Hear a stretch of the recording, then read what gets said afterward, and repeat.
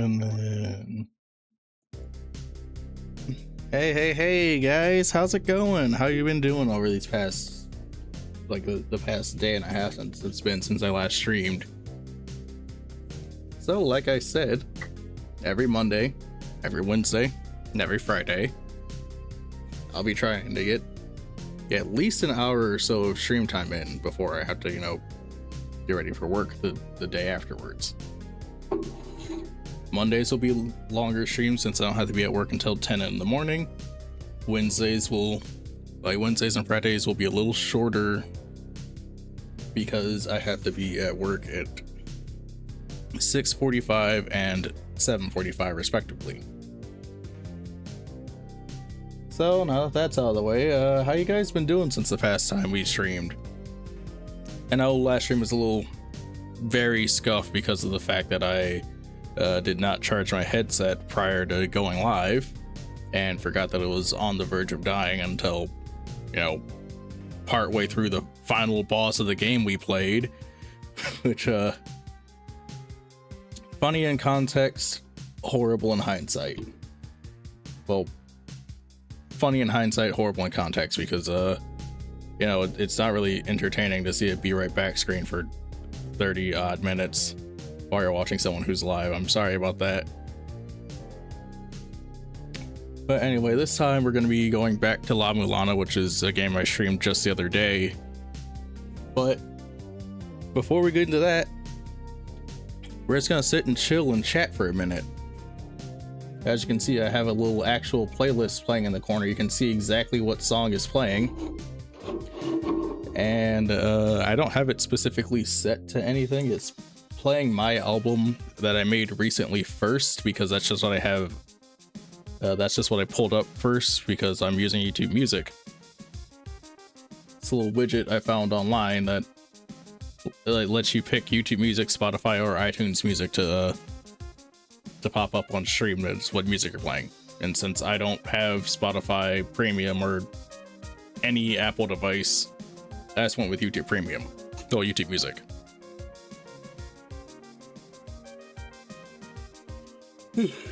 But yeah, I'm trying to be less scuff. I know that YouTubers are known for having scuff streams because that's sort of the funny thing is, you're kind of a noob starting out just messing around with OBS or Streamlabs or whatever you use to stream until you can eventually get to a point. And my streams are probably still going to be pretty scuffed because I'm still relatively new to this. But yeah,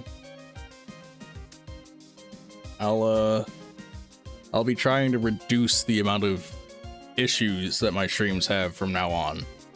It shouldn't be much more of the game's audio is way too loud compared to his voice, I don't want to listen to the streamer anymore type of situation, because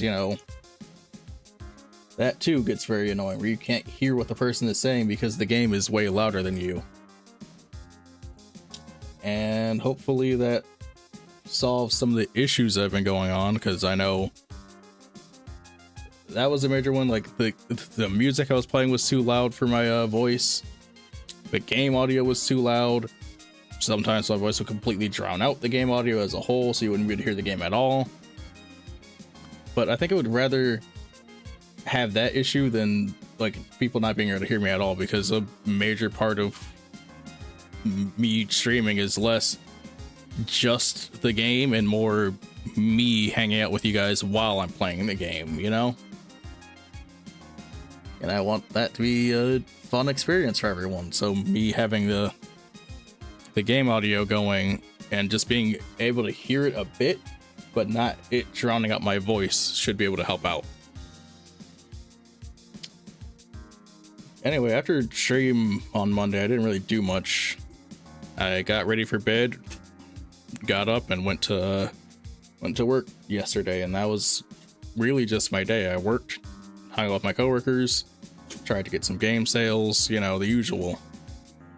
Because as you know, I work in a video game lounge where the main goal is to try and, get people to come in and play some games. Oh, I got a chat message. Wow, Captain Narcissus is playing his own music. You know, you can call me a narcissist, but I know that my music isn't copyrighted because it belongs to me. So therefore, I won't get my VOD stricken down or this section of the VOD muted. You see, I'm thinking with 5D chess and you're thinking with sticks and rocks.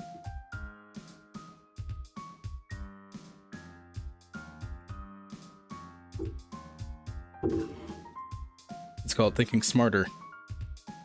I think you should think smarter instead of thinking dumbly.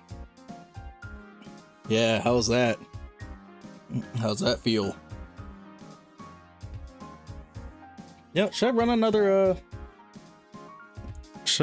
sub discount promotion right now? Oh, there aren't really many people in right now. Because I just started like I just started streaming 10 minutes ago, and I just started actually being live about 5 minutes ago, so I should probably wait until more people come in. Maybe I'll make another announcement in the Discord server that subs are cheaper. I'm not gonna make an announcement on Twitter because no one's gonna see it, because Twitter is still throttling me, and I'm not gonna do the announcement on Bluesky because nobody sees my posts on Bluesky other than like maybe 3 people. I should probably like reach out to more people on Bluesky so that people actually get seen, well, so that my posts get seen in their feed, but it is what it is. Yeah, I've got like 45 more hours and like 5 more of these giveaways I can do. So you know what, let's go ahead and do it. Making the post announcement right now.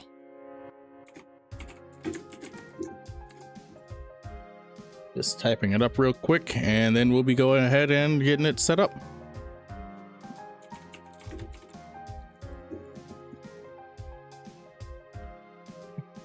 Yeah, promote to the 5 people on Bluesky. Yeah, I know, right? It's like Bluesky was known as like the Twitter killer, just like every other app is ever known to be the X killer of Y thing, only for people to quickly abandon it once it became an echo chamber of the same ideals over and over again. And it's like, I think really the only people who still use Bluesky are people who are delusional and artists, because artists get throttled less on Bluesky because there's no like issues with linking posts and things like that. And I think also NSFW images are less throttled there too. But anyway, we're gonna go ahead and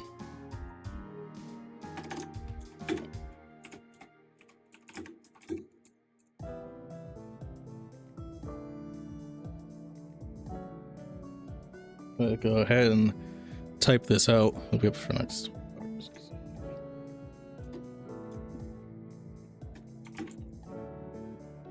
I need to learn how to type it. That would really help.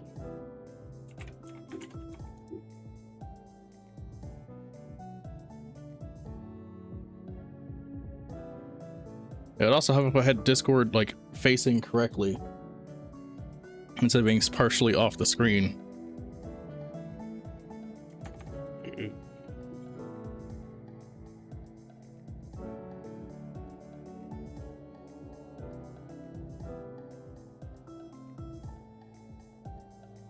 Anything marketed as the X killer never actually gets more popular than the thing it's trying to kill. There's like dozens of sci-fi shooters that call themselves Halo killers. Yeah, that's true. And it's sort of like how everyone thought Marathon was going to be like the Arc Raiders killer or whatever, and then Marathon immediately dropped off within like a week. Like people streamed Marathon, like I saw like big streamers stream Marathon for like a few days and then immediately go back to playing Arc Raiders, which I've never played either of them because extraction shooters never seemed like my type of jazz. Especially since, like, according to my coworkers, there's a ton of people who just go in there and just do player killing. So, you know, that's not something I want.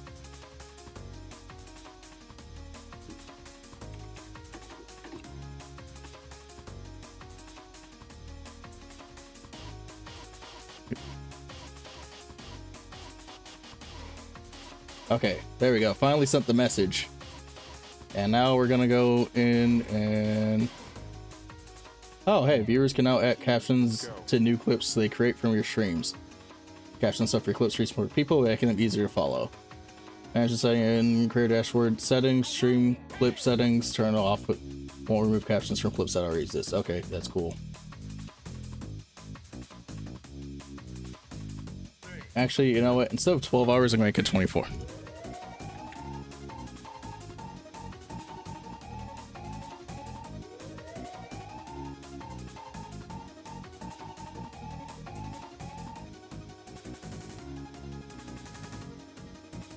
All right, for 24 hours, you get 35% off of 5 or more gift subs.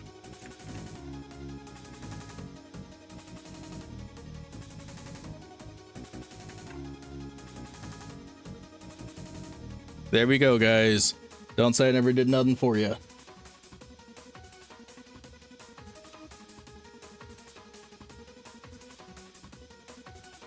The only extraction shooter I ever played was Tarkov, and I played like one match, realized it was extraction shooter, and stopped. Yeah, that sounds about right. Yeah, I've never had any interest in extraction shooters. Yeah, this never seemed like... They didn't really seem like fun to me. But you know what does seem like fun? The game we're streaming tonight, La-Mulana. I say, and then I get struck and frustrated within like 5 minutes because I always forget the puzzle solutions to this game, even though I played it and beat it like 3 times now. Which is really funny because I only bought the game like 2 years ago, like 2-3 years ago. Actually, hang on, I'm gonna look at my Steam now and see when I bought this game. Go into support, purchases. It's gonna be like 2023 or 2022. I know, well, not 2023 or 2024. Yeah, let's see. I think it was towards the end of 2023 when I bought it. Oh, it's not in there at all for 2020. I didn't buy many games at all in 2023. Which makes sense, I didn't really have much money. Okay, 2025 is when I bought La-Mulana 2. Can I do... Oh yeah, December 2023. I bought both La-Mulana games. I don't even know why I bothered looking that up. It's not really important information. This is just fun to remember when I got the games that I played so much. Like, I know I bought Terraria not long after 1.3 came out. Or was it not long before?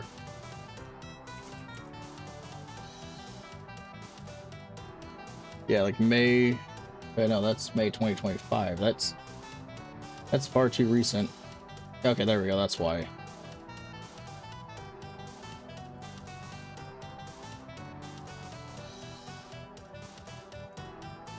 Oh, whoa, 2013. I was way off. That was... Oh my god, that was a long time ago. That was 13 years ago I bought Terraria on Steam. I think that was probably like a year after I bought it on Xbox to play with my cousin.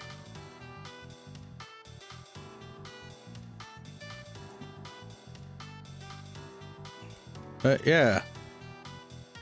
So, how's everyone's night been going so far?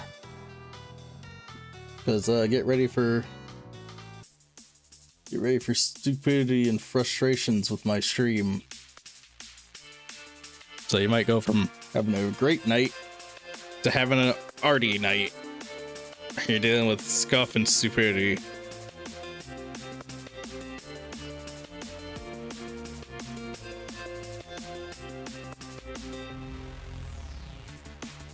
We'll start the game soonish, but you know I want to hang out and chat first before I start getting frustrated with esoteric and obscure puzzles. I don't think I ever set up this featured viewer thing.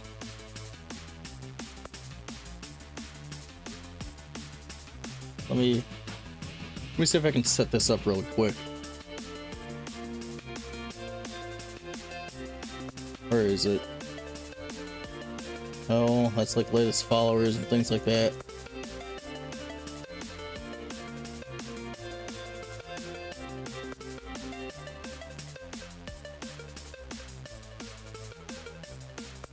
Oh, that's what it is. Featured viewer is a thing where people donate bits in order to get featured viewers. It's had to be like 100 bits or more. That's what's going on. You can't, it doesn't just magically automate, like, it's not the thing that where it's like just a viewer comes in and they chat the most and they get it. I thought that's what it was. Yeah, oh well, I'll leave it up.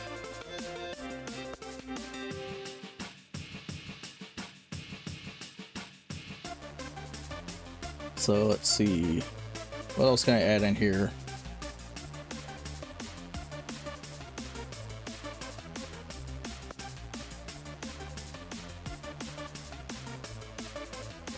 Oh, there's a button that lets me manage reward requests. If I had known that, that would have made it way easier to just check this out. Yeah. I can just click a couple buttons and there we go. Okay, I'm learning more as I go, even though I've been streaming semi-consistently for like 3 years. I know it's relatively inconsistent, but like, you know, I've been getting more into streaming in the past 3 years than I was like when I was just casually streaming to my friends and having a Twitch channel just so I could send my friends somewhere when it, like before Discord had a had the feature to go live.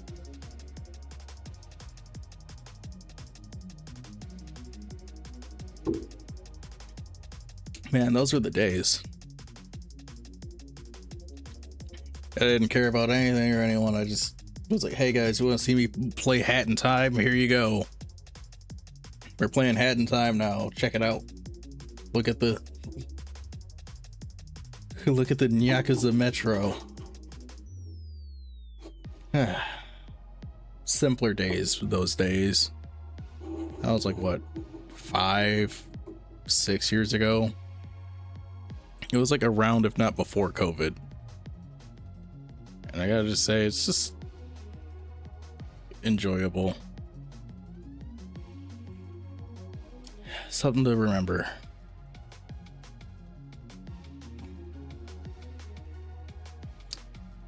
And well, I don't think there's any beating around the bush. I should go get the game set up. So I'm gonna go ahead and open it because I had it open earlier to test my voice compared to the game audio, because that's what I'm gonna start doing now. It makes it way easier. And with that, that means I have to stop the music and then switch over to the live screen and change the stream category.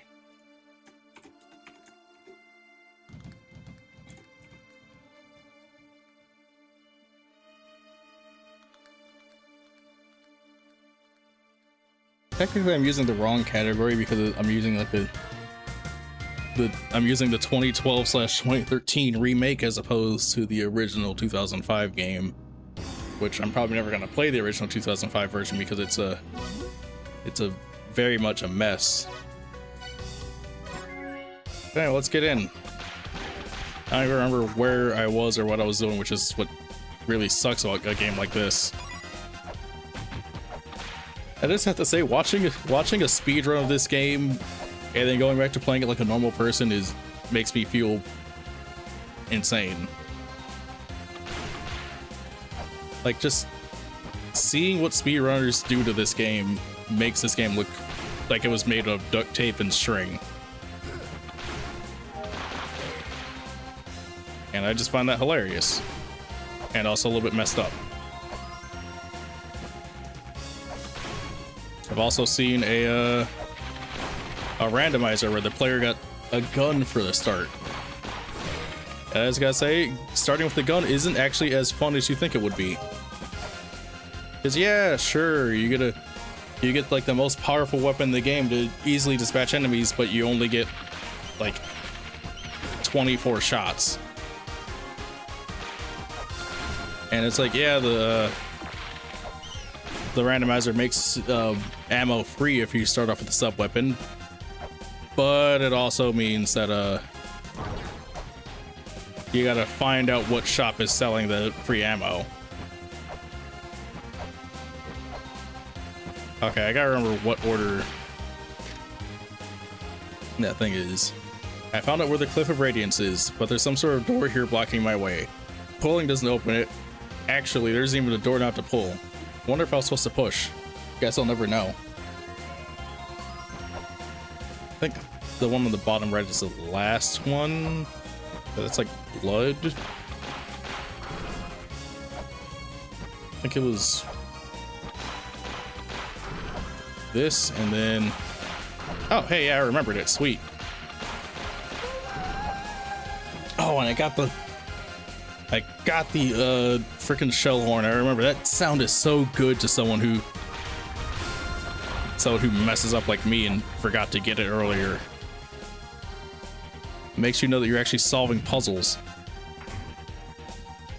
Okay, that unlocks something.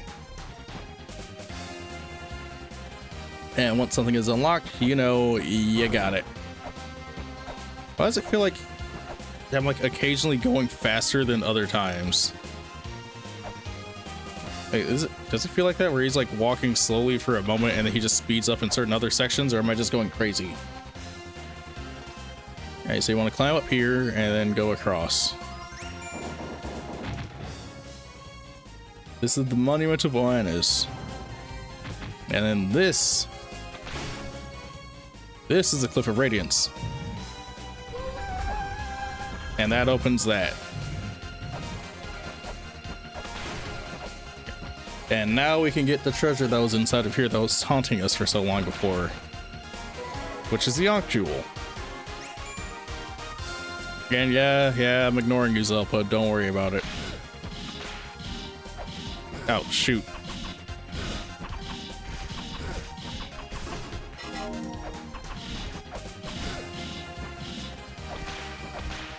Yeah, you gotta kill these two red skeletons, by the way, because that unlocks the thing over in the next room.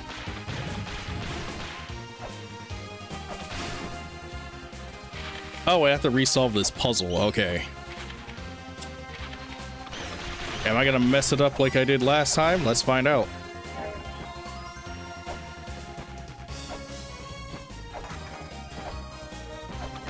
All right. Well, depends if I can. No.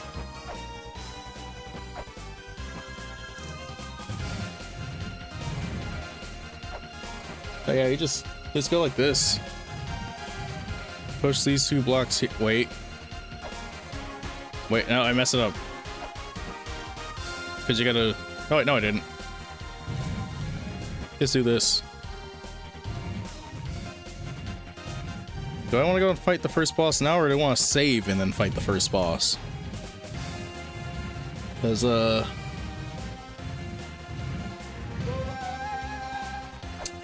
fighting him is going to require, well, it's not insanely, it's not really hard, it's just I don't want to die and then have to do all these puzzles over again, so I'm gonna go save.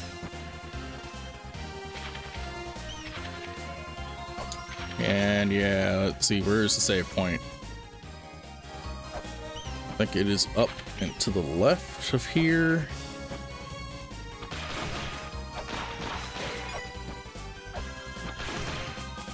Also, you always want to make sure you have some deuses on you.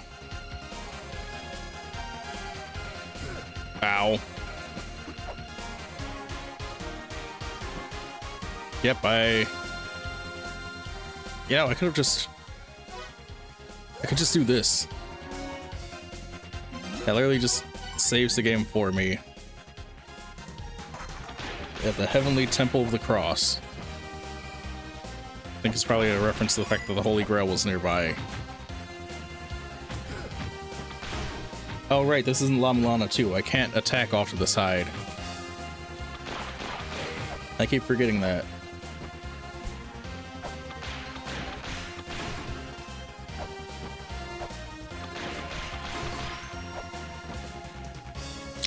Okay, nope, wrong way. I forgot that leads to the spring in the sky, which is one of the later areas. Well, later, which is a slightly later area that I have to deal with after I fight this boss. Okay, yeah, no, the game is like randomly speeding up, and I'm gonna use that to my advantage because until I get the boots that make me walk faster, Lameza's walking speed is relatively slow. Seems to happen after I land, like if I land after I jump, and only in like certain locations. Oh, whoops. There we go. I wonder if it's because my PC's frame rate is high.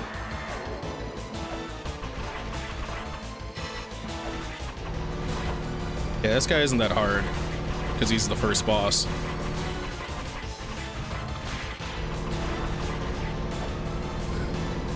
He says after he, like, right before he gets hit and runs out of stuff to throw at the boss.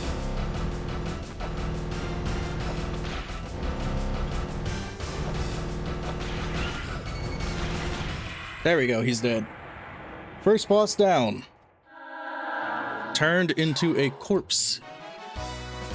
And now that I've defeated him, we can continue our journey.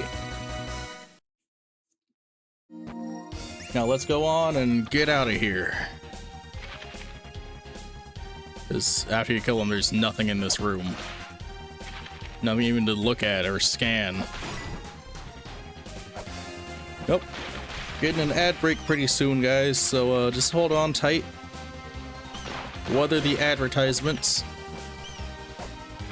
And we'll be back. If you guys want, I can start going to like BRB when ads pop up. That way you guys don't miss anything. And then when I'm doing like the VOD, like when I'm re-uploading the VOD to YouTube, I can just cut out any Be Right Back segments like I did for the last stream. I feel like that might be a good compromise. Oh, shoot. I got it. Oh. Damn it. I want to get that chest that's in that room so I can get some money. Some cashola. The only way to really get it is to like go over to this side, walk across, and then jump. Okay. I could have sworn it was jump immediately, but I guess it wasn't jump immediately. I guess it was like walk slightly past the I can't wait until I get the item that makes you immune to bats, because bats are annoying. Okay, you know what? We're gonna ignore it. We're not gonna get it. We're not gonna bother. That, I believe, down there is Temple of the Sun, and we don't really need access to the Temple of the Sun right now. There's not much we can do down there. So instead, we're going to the spring, like I mentioned.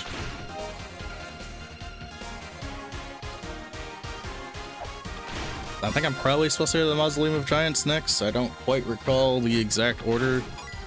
There's no like there's an explicit order for you to do things at certain points in the game, but I don't think this early on it necessarily matters where you go first.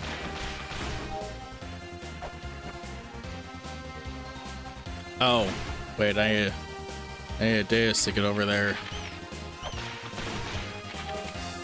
So instead of going any of the places I mentioned, I'm gonna go to the surface to go and get some, wait, well, not dais, I need some weights. Go to the surface to buy some weights.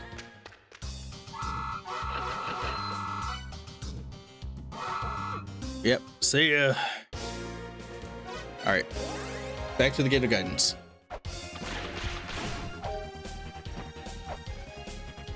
So we are onwards and across and upwards. and all those directions and whatnot.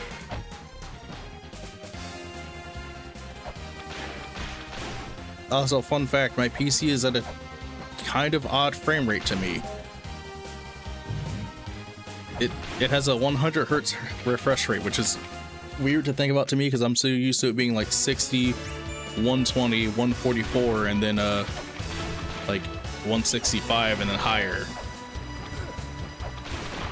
So it's the thought of it being like exactly 100 is just kind of odd to me. Oh, okay, there's a stone statue here. I know exactly what that is, but he has no use to us as of now.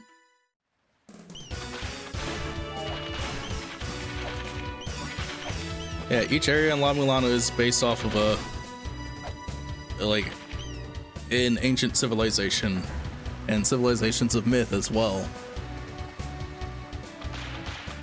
La-Mulana 2 expands on like a lot of stuff, but it's also mainly based on Norse mythology, while La-Mulana 1 has a bunch of stuff related to a ton of mythologies. So depending on what you want, you can pick whichever game. Obviously beat 1 and then 2, but like you might prefer 2 to 1 or 1 to 2. I don't remember the solution to this puzzle. Like, it's been a while since I've played this, and the streamer that I watch speedrun it just completely skipped it by using a glitch to let you walk through these points. And of course, the evil surprise fish is just gonna swim through here. I'll be washed away by that waterfall. If I only had a helmet, I'd be able to pass by.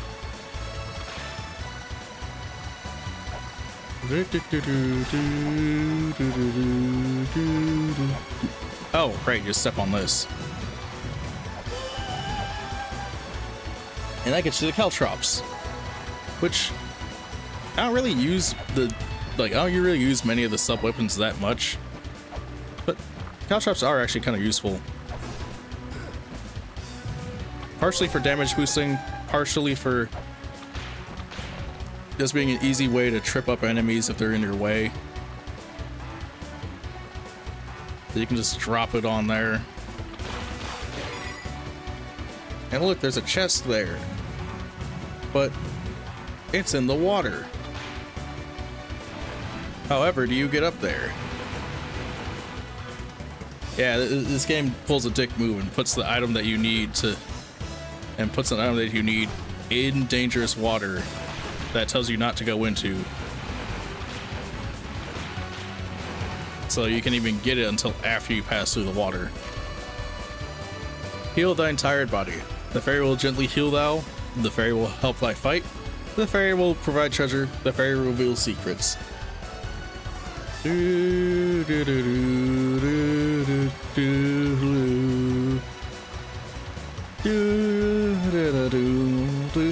there we go. There's the platform. Oh, right. You can't get past this section because you need the helmet or else you're gonna get washed away.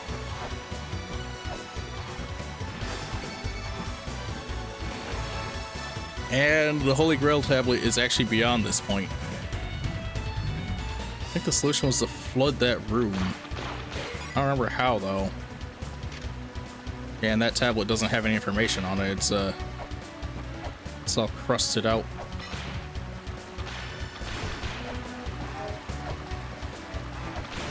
But can at least go down here. All right, it was the tablet is down there. So you have to drop into that water.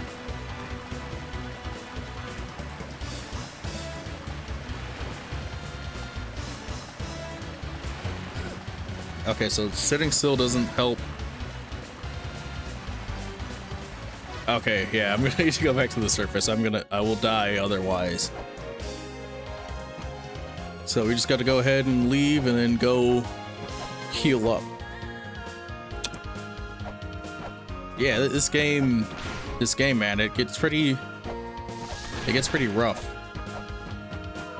You're gonna be visiting this this hot spring every once in a while, especially early on when you don't have many weapons to keep you alive.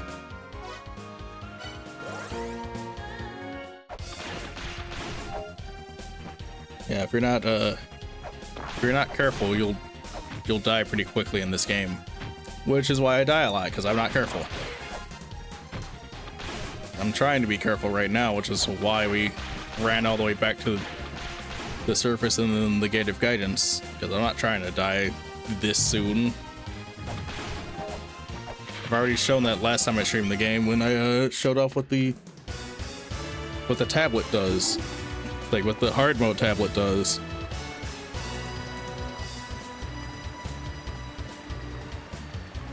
I thought I had an important ping, but it was just another annoying ping from a server.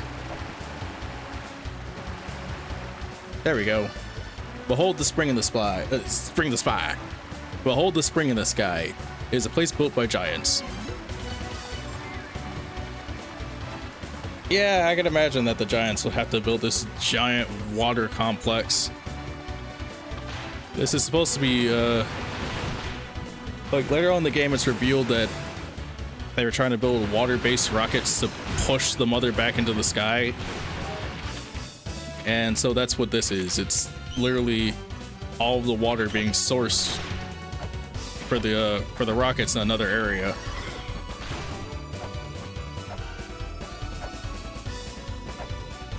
Pretty cool concept, if I might add. Like, just think of that. You got all these water-powered rockets launching a god into space. Yeah, you gotta whip this guy real good till he leaves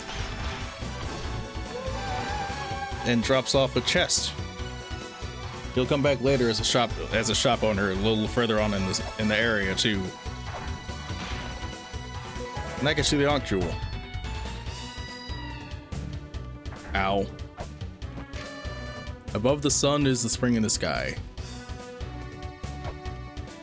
And what that means is that the Temple of the Sun is located below here. Hey, the switch is locked. Let's see if I can possibly... Sweet. I did possibly.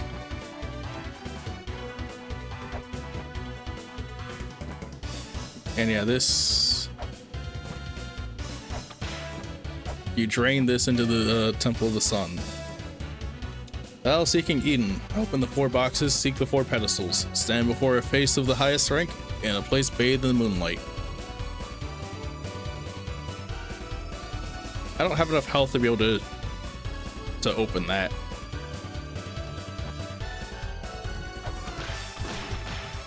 So we gotta...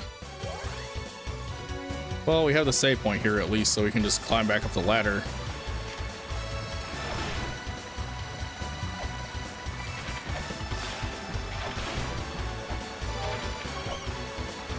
And while you could spend a lot of time trying to grind enemies for more health, it's probably better to, like, I'm gonna try and grind enemies for more health, but it's probably best to actually leave an area and go heal up if need be.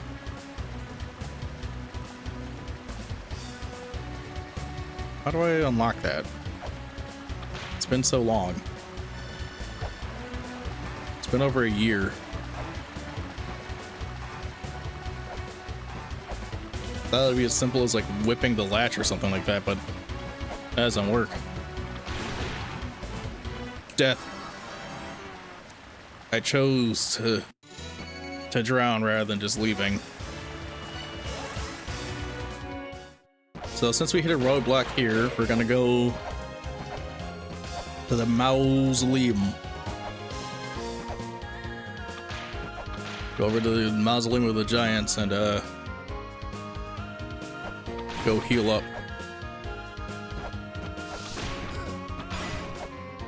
Also, there are a few achievements in this game that well, there's plenty of achievements in this game that I haven't gotten, but there are a few that I definitely haven't gotten, and one of those, well, 2 of them both require doing hard mode. One is doing hard mode as a whole, and then the other is doing hard mode without having any sub weapons. Well, not not having without beating the bosses with any sub weapons. And I don't think I'm ever gonna get those. Not because I don't like, not because I'm I would say I'm afraid of doing it, but yeah, I just don't want to bother doing it. Like, it just seems unfun. Hard mode already seems like a load of unfun garbage, so why would I subject myself to even more of that? Like, this game is hard enough without me having to worry about literally dying to an Anubis the second I activate hard mode. Those dudes literally come in and drain your health unless you have a special item to stop them from being able to do it. But yeah, if we're gonna go to the Mausoleum of the Giants, we gotta go all the way down and to the left. I didn't intend on doing that, but okay. Can't even go across that way, so we have to go back up. Ow. Shit.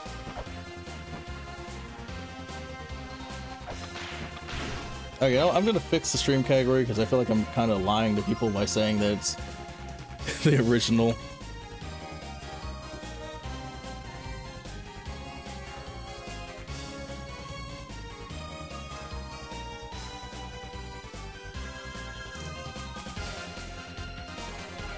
There we go. I fixed it. The stream category is now accurate. Still ignoring your emails, Zelpud. You can't do anything about it. Other than potentially send bats after me to ruin my day. Ow.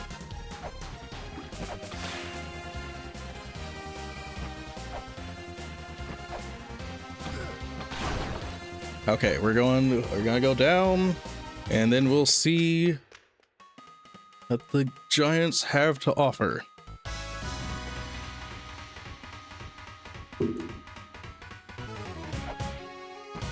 Man, the Giants did a lot. They got an area named. They got a couple of areas named after them. They made the spring in the sky. But the other children do nothing. Bunch of layabouts, bunch of lazy loafers. Waste of the mother's gift of life. Aside from the 8th children, the modern day humans, they're the most useful ones of all.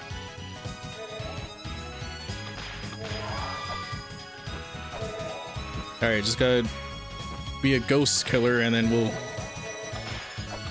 we'll get a cool item.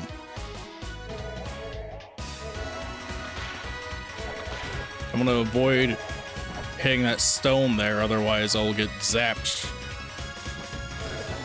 by the power of divine retribution. Hopefully this kills it. Yes, I was right. It killed it immediately. And we got the rolling shuriken, which is useful for a couple of puzzles. Let's see. Concerned for his brothers, Ribu dug a hole to send the lake's water to the tower. His strength exhausted, he then laid down to rest. And by rest, they mean die. Ghosts are frightening. Yes, they are, skeleton.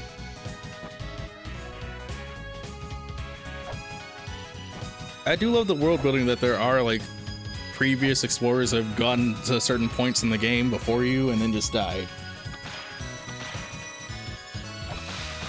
Yeah, hi. And yeah, you did miss the rambling part. I mean, you're still gonna experience me rambling as I play the game because, you know, playing a game in absolute silence is kind of boring to watch.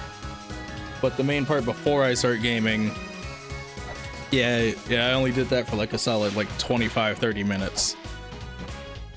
The rest of the stream is gonna be me gaming until I get frustrated with the game or have to end stream for bed. But all right, we got shield dudes now, and that switch turns that over across up there, up on top there. That is danger. That's where the hard mode sign is. At least I'm pretty sure it's that's where the hard mode sign. Yeah. That chest, like that tablet in the top right activates hard mode. Don't read it twice unless you want to activate hard mode. I'm not gonna do it. I already showed it off last time. A nebulous sky disk lies beneath this land. Leap upon what floats there from high above. The heavens shall then move at your command. That's a puzzle. I already know about the puzzle though, so you don't need to worry. Alright, and that just opened that chest down there. I'm pretty sure that thing over across to the right is a wooden chest for gold.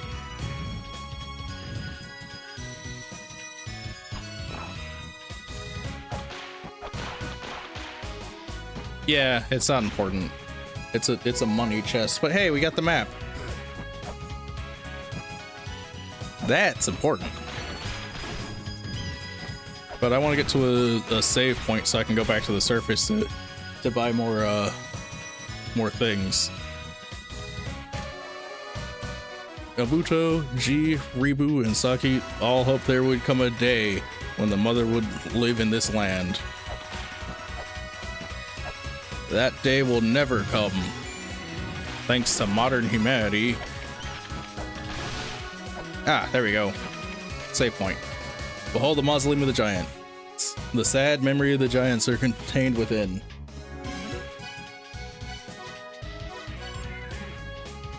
Alright, with that, we go back to the surface and make a few purchases. We have great purchasing power.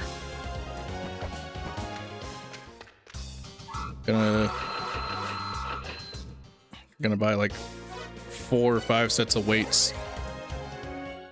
Oh wait, wrong place. Back to the mausoleum is where I need to go. This place has a bunch of daises you need to activate, and not having those on hand is kind of a fool's errand. Okay, yeah, there's the chest.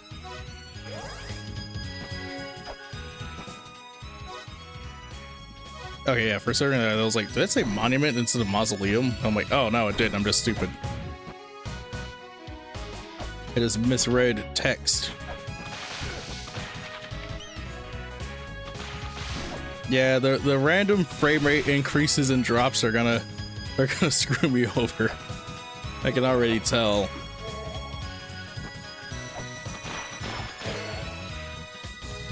Now I gotta remember which of these statues to. Wow, what was that one? Normally I struggle with that one because I never remember the names of the giants. Strength lies at the foot of Futo, and that was Futo. And now we get more health.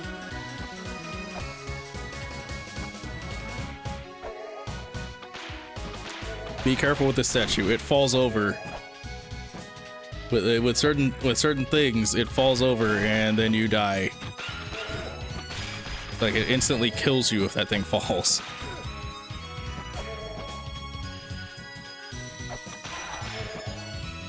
Okay, and the dais for this doesn't open up yet.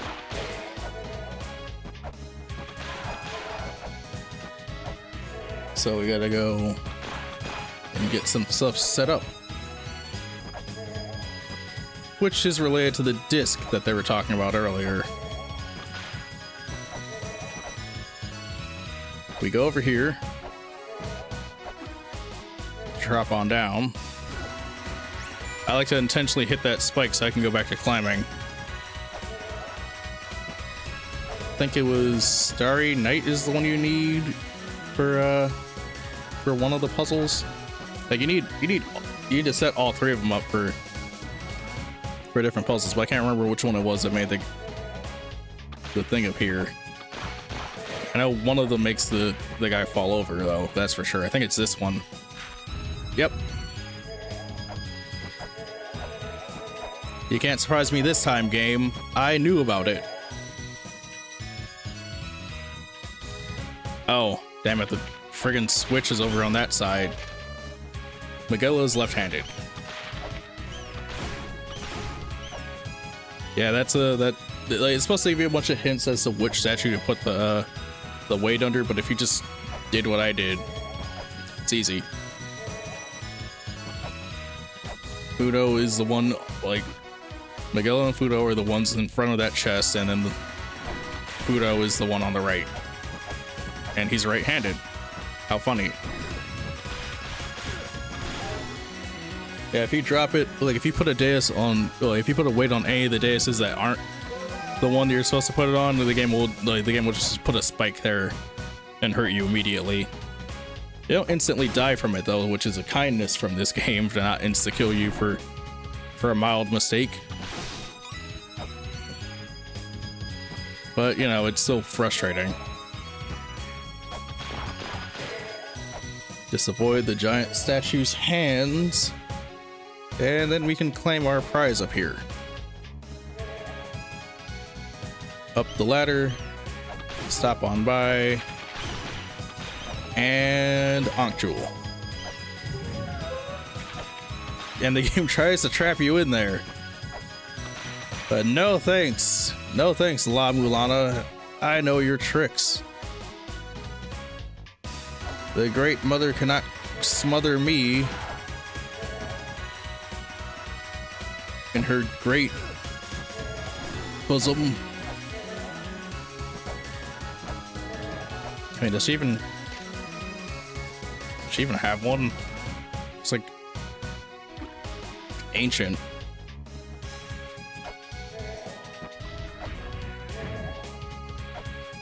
Nope, that's in between two states. Alright, it's now sunny. Ignore this guy, he does nothing for now. But that hint will be important. Like, him pointing is actually very important to the game later.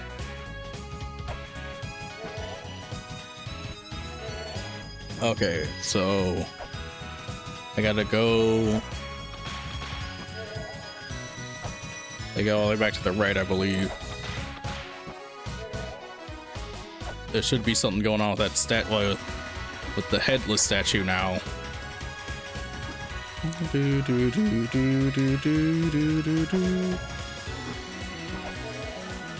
Also, as it turns out, like I thought about speedruns of this game, not playing them, but I thought I knew how the game would function.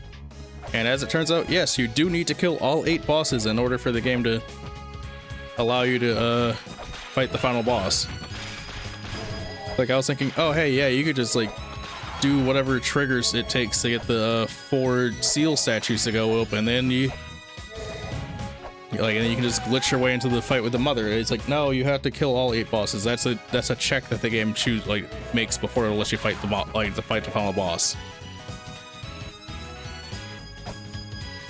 Like, you have to do that first before it'll let you do anything.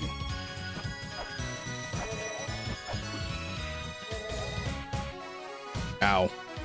I missed the spikes this time. And then the next one should be the moon. And that should be all the 3 puzzles done. I believe now one of the guys will be holding up the Ankh that we need. Yep. You can go ahead and fight the boss now, but I think a smarter thing would be to go save first and then go down there and fight the boss. This guy's a bit of a step up from the other one. Actually, where can I buy shurikens from? Actually, I should go buy that software.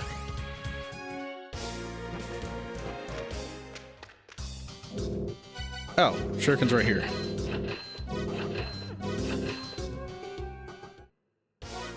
So I didn't do the second thing. I said buying the software, but I did find shurikens. Cause this guy, like the previous one, shurikens are useful against them. Yeah, words. Those are words that I have spoken. Oh hey, I've been live for about an hour now. Sweet. Obviously I'm gonna go for longer, but good to know it's been at least an hour. Okay, there we go. Second boss of the game. This is actually the first boss that I fought my first playthrough because I didn't know about the other boss. I didn't know about Amphisbaena. Or Amphisbaena? However you pronounce it. But yeah, you gotta smack his mask off his face.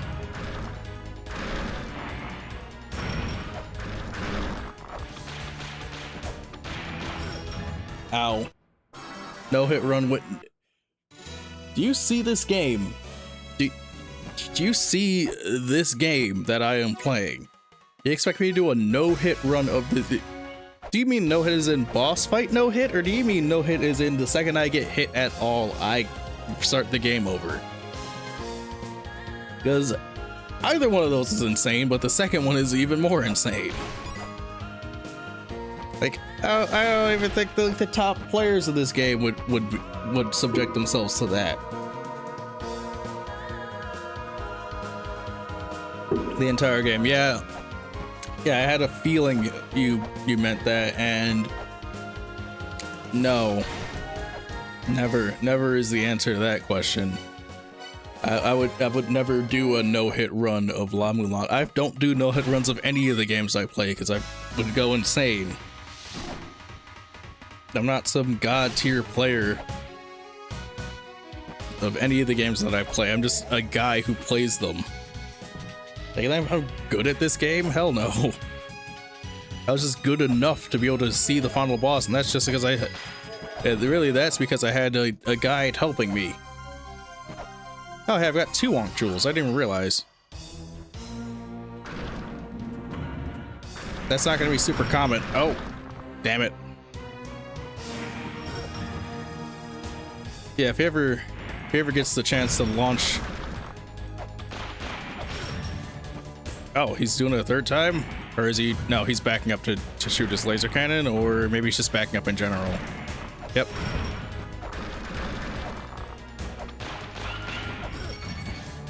Okay, yeah, I'm gonna die again. There isn't really any armor upgrades in this game, it's just health upgrades.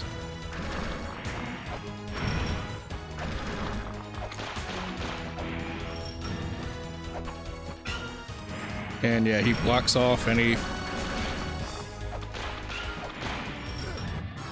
Ow. I wish in boss fights the game would just reload you back to where you died to the boss, but it's classic Metroid, it's a classic retro game. Well, even then it's not a classic retro game. It's inspired by classic retro games, so they're not going to do that. This game was made in 2006, and the remake was made in 2012. This is not a classic game. It's old by today's standards because game development cycles are super. Because that's just how game development cycles are nowadays. But you know,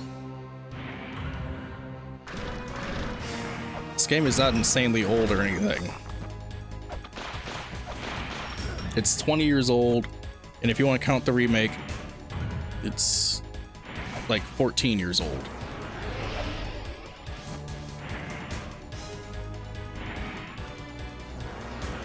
Oop. All right, guys, we're on an ad break. So this is the perfect time to mention it. This boss is going to die. I feel like 2 hits is probably my best bet for survivability against this thing.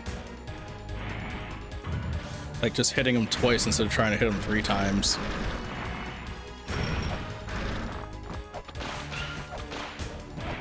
Yeah, because if I try for a third go, he's gonna inevitably punch me. And that time was 1 because I got hit by that rock while I was coming down.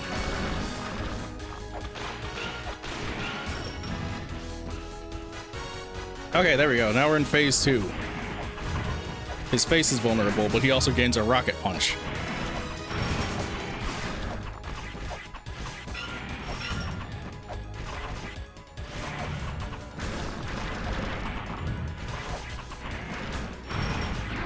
And your best bet is keeping up on the top of this platform here and just aiming shurikens right for his face.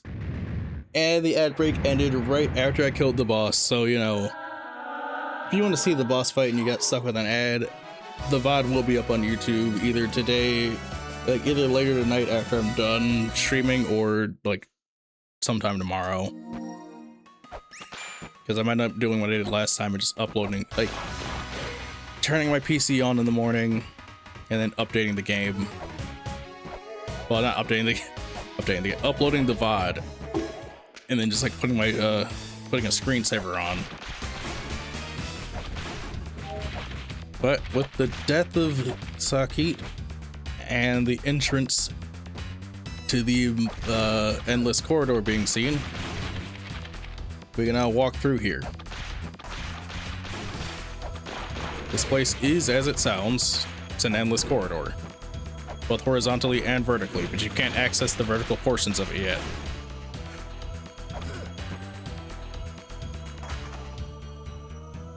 But yeah, that means that the screen wraps. Behold the endless corridor, a long, endless path.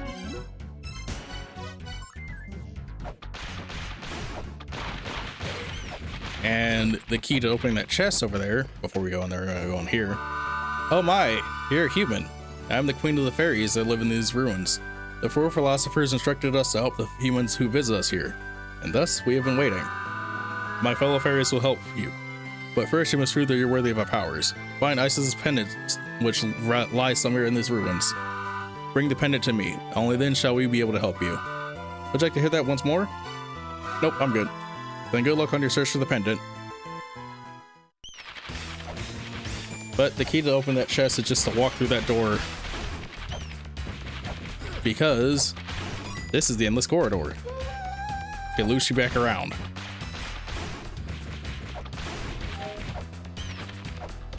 And Isis's pendant is, you guessed it, in the Temple of the Sun, because the Temple of the Sun is Egyptian themed.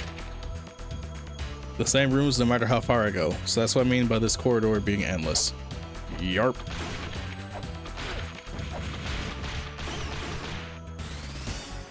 Also, the endless corridor is related to the first children, who are the closest, like, who are physically the closest related to the mother being like snake people.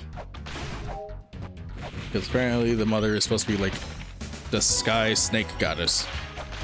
Also, they get you the map, which, as you can see, it's just a bunch of like staggered squares.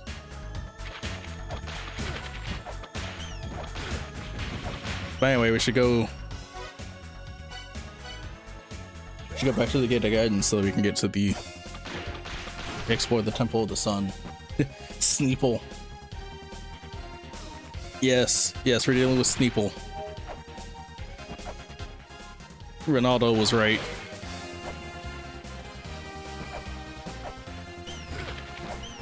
A Snurson, if you will.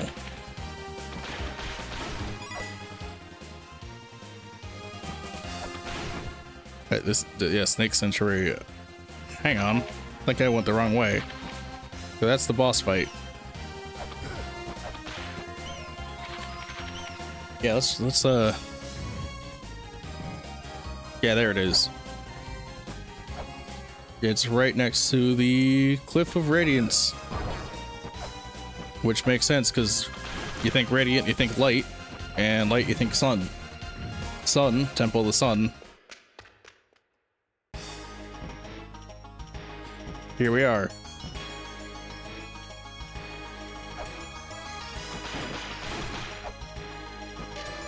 Behold the Temple of the Sun, the shrine devoted to courageous men.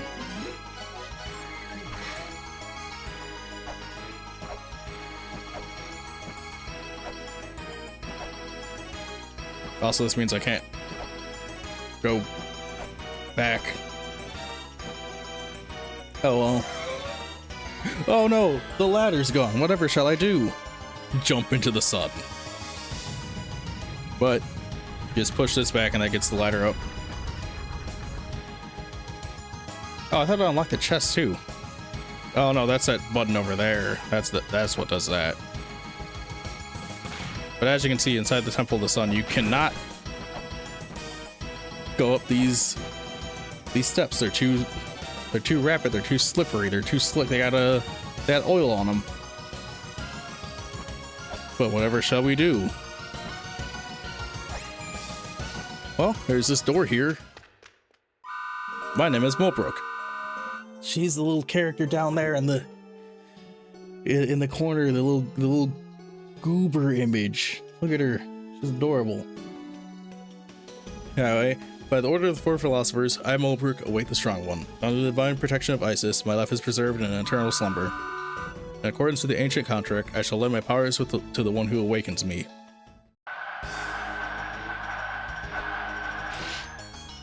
So we can't do anything with Mulbrook right now, but she's important. She'll be important in just a bit.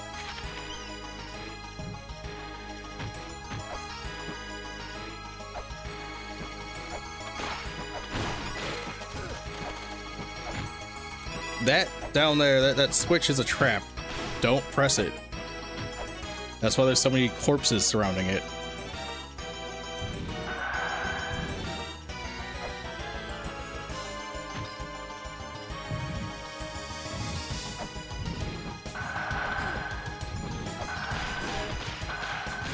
We got Sonic the Hedgehog over here.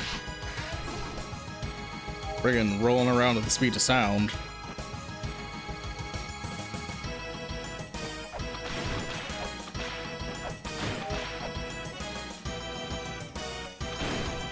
And that switch right there, also a trap. You're not supposed to press that, you're supposed to just stand underneath it. Because the trick to that is that says, like in one of those statues, it says meditate. Well, one of the tablets says meditate under widget. And that right there is widget. See, the switch even disappears afterwards. That gets you another Ankh Jewel.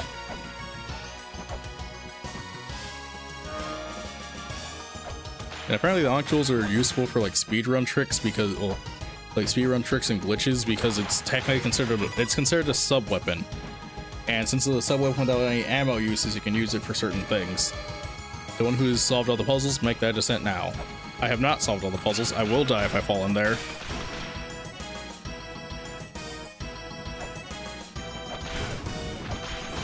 God, there's so many dudes here.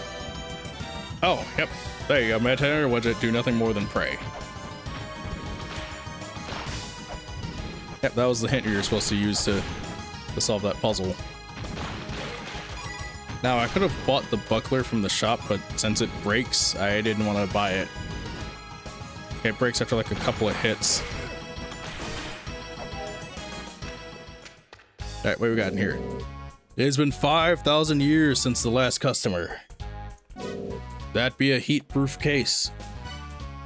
I'll wait another 5,000 years. You got my hopes up, I said. Well, you shouldn't have been selling that thing for so expensively. For so expensively.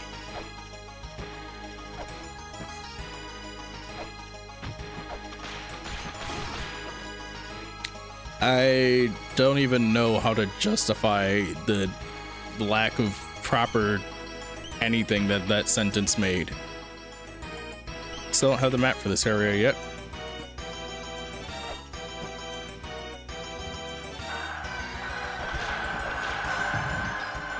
Yep. But if we press onwards anyway, it's only so much that this place can hold. Okay, what's this now? A statue of the giant waits in the land of Inferno. The words of the spirit are hidden within, but one must wait for them to present themselves. That skeleton has nothing to say. And that solves a puzzle somewhere.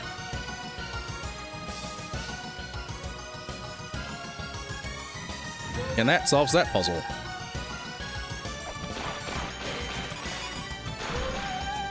And that solves another one.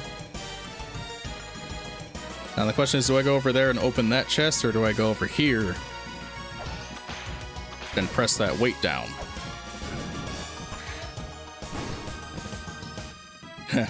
The cat just exploded.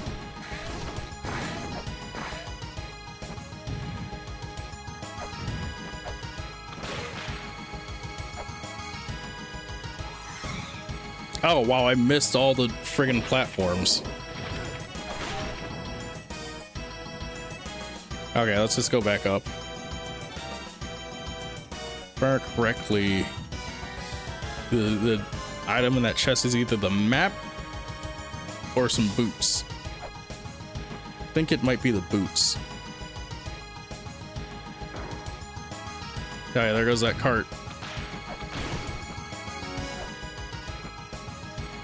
That card is important for the boss. Hey, yeah, it's the map.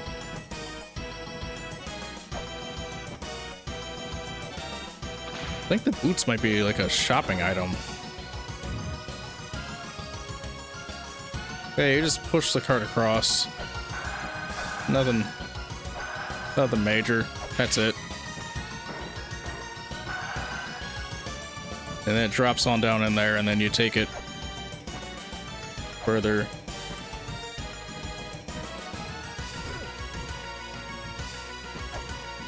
Yeah, it sits here, and then you use that to use the cart to weigh down this little moving platform. So you can then push it in the pit.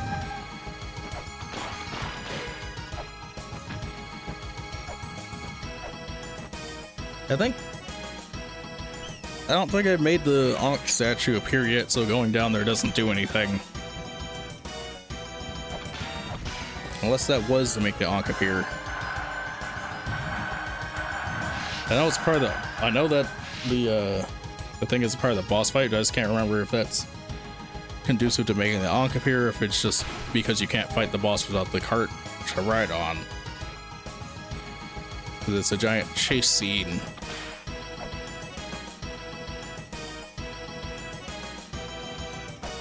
Anyway, we're gonna go up. And we're gonna try and get into that room that's across the lit up platforms.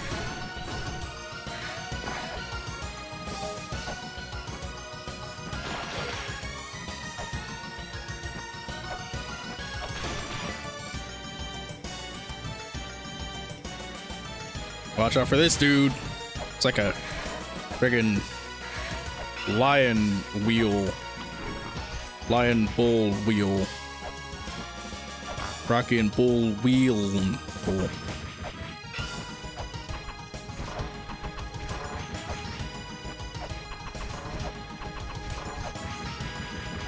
I don't want to touch him. He's pretty strong. I'll wait for him to come down so I can throw the rolling shurikens at him, since I don't have any call chops or anything.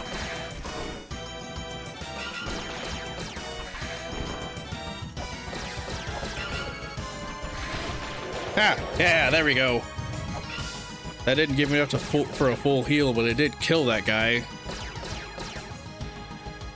So, oh, wait. I just remembered something.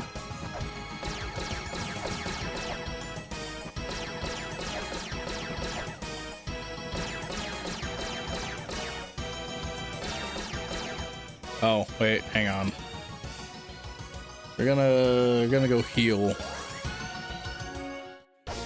Either way, the solution to the puzzle in that room is leaving the room anyway. Because after you kill the little evil cat man, you have to leave the room and then re-enter it and then break the ceiling. So it's best that I go and heal up rather than immediately go get myself killed and have to fight that cat again. But alright, we're dropping down. Doo-doo-doo. Doo-doo-doo. I was like, I just talk about how good this soundtrack is. Apparently, they didn't know anything about music theory when they made the songs originally, which just shows that music theory isn't necessary to make good music, but it does help. Like, you don't have to know how to theoretically bake a cake in order to bake a cake. You just need to know the ingredients in a recipe.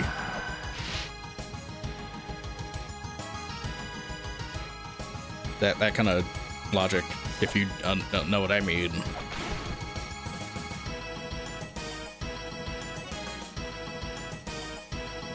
You don't have to study the exact information of frame data to know that one character's punch has super armor.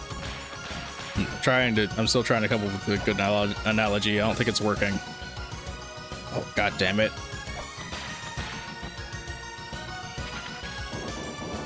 I think the game did that because I just suck at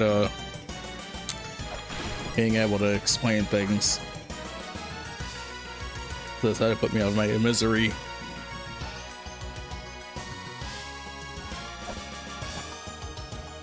Also, if you notice, tablets with information will be glowing before you oh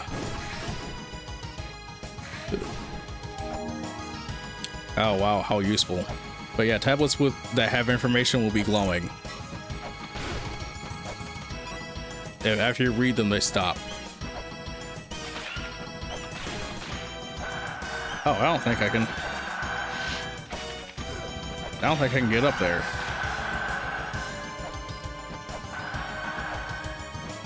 But yeah, I can. I just gotta jump at the right time. No, hang on.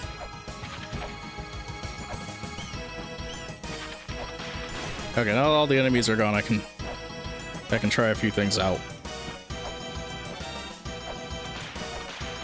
Yeah, because the thing you need to hit is like right up there. It's like right in between those two oil slicks. So yeah, you can't do anything with it, so... Inferno Cavern.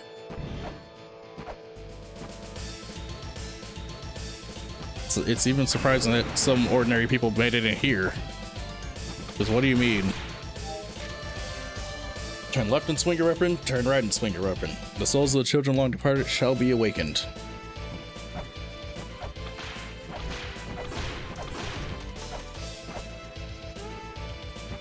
But yeah, don't fall in the lava. It hurts. And that is not an upgrade, it's a fake. The game thought it tricked me, but instead I just got stuck for a second.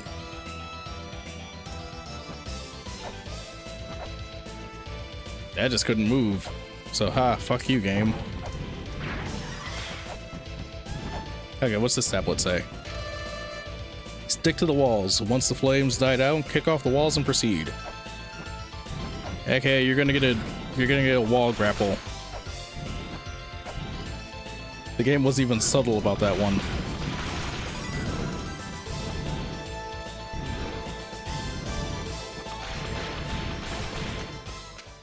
I can't even try to hide it. Two weapons are kept in this land. One lies beyond Pazuzu's guard, the other lies in the Scarab of Light, which extends from the Pit of Flames.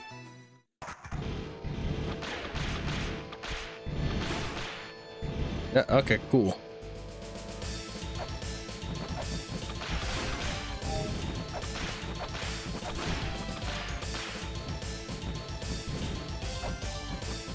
Alright, push this block out of the way slightly. And hidden room.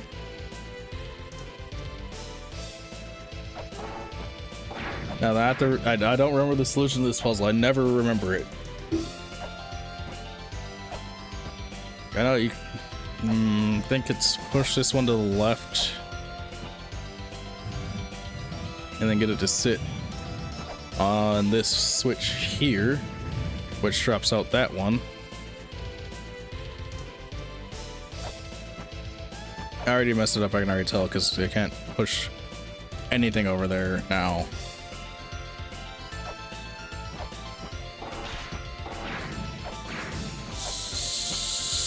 So you can get a block on this switch over here, so I just have to figure out which block goes on that one.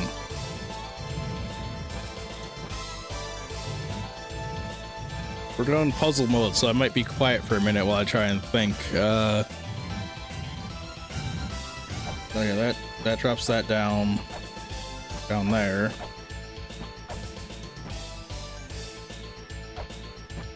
Kind of don't want to get the new block out. Well, new block. I don't want to get like, I don't want to get anything trapped specifically, which I think I just did because this. Yeah, that doesn't activate anything. Cool.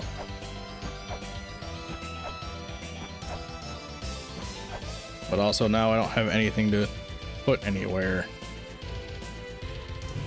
Just push that there. That drops that down. And then push this here. And that drops that down, but you're not tall enough to push another block. So yeah, that's not the solution either. If I could go back through my old VODs and like see the solution, I would, but I can't because that was over a year ago and you can only store up to like 2 months worth of VODs.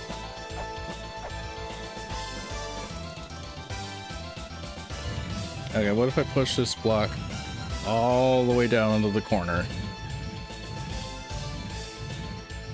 Let's see where that leads it. And there's a fast, like there's like a fast push option too. Well, there's like power places so that you push things fast, but I don't remember where it was, so we don't have those. So we're stuck with a slow pushing speed.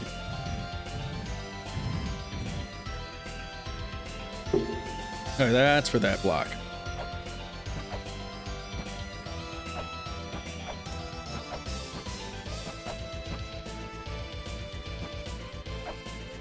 Okay, but that still doesn't.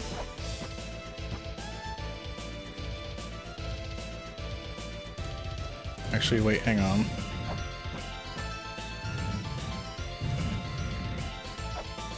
Okay.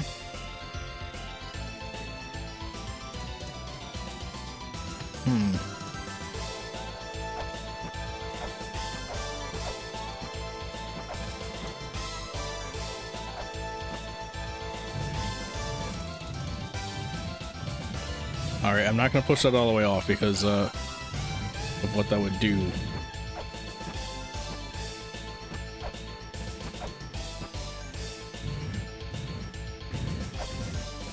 Then you wait, but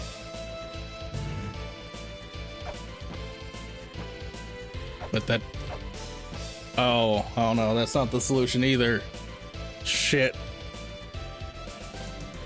Yeah, now I can't get that block back that I just put there.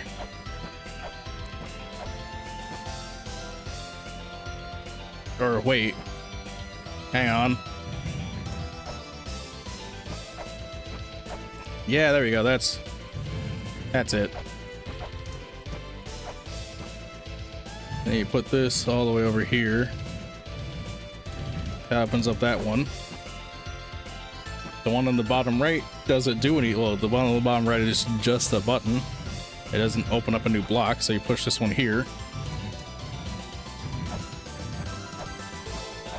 And that deposits new block out, so you can go ahead and set the last one here. If you ever want to play through the game yourself, make sure to like take a clip of this so you can see what I just did. And that's a flare gun, which is going to be useful for another area because it's super dark and you can't see nothing.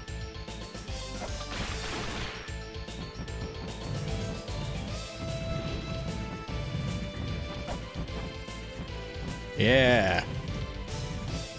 Feel good for getting that so quickly, because the last 2 times I did it, it took me forever. Then again, the last 2 times I got to this area, pretty sure I was sleep deprived both times. No. I am not about to die and have to redo that puzzle all over again. You can't make me. But also that means in order to get back to the Inferno Cavern, I have to go back to the Temple of the Sun again. But instead of going to the Inferno Cavern, we're gonna explore more of the Temple of the Sun anyway.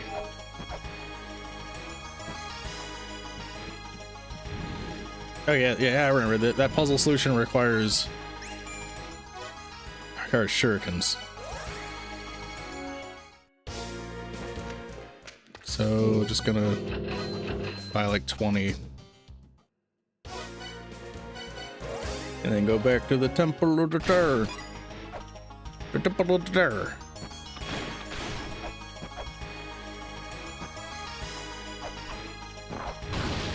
Oh!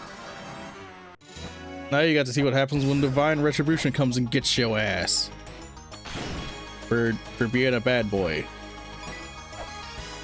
But anyway, yeah, the goal is to only throw the shuriken at the apex of your jump so you don't get hit. People who are people who are super good at it can throw all 3 all at once, but I'm not good enough. And then you go down here, weigh that down, and that gets you the knife. It deals more damage but has a piss poor range. I don't use the knife that much. Some people swear by it, but because of the lack of range, I tend to avoid using it other than like for things like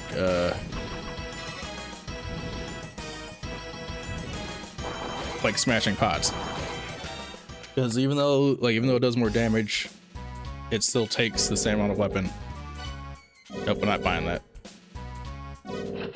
But like, even though it deals more damage, items like pots and stuff still take the same amount of hits.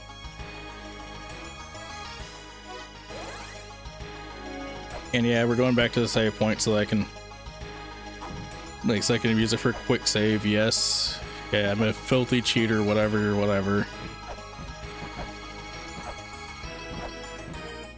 Look, if the game didn't want me doing that, it wouldn't have made an option.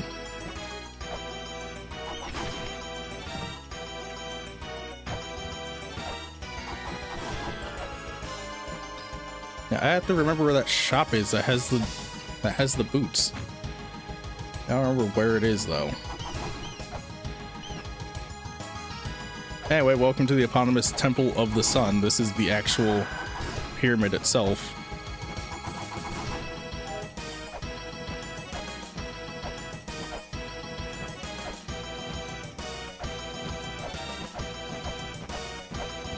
Ha! They tried to stop me.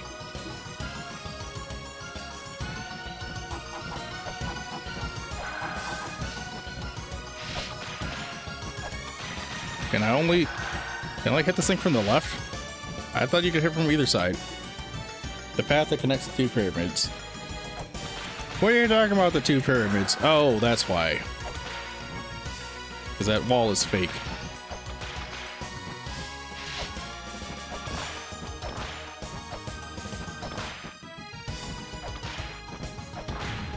Yep. You see how scary this is? Because that will crush and kill you. Yep, after you get rid of the little sun statue, you get access to the Temple of Moonlight. Yeah, that's right, folks. This game is bigger than you thought. Do not whip anything in here. The game will zap you for doing anything inside of the Pyramid of the Moon. But with that, we gotta go heal up again.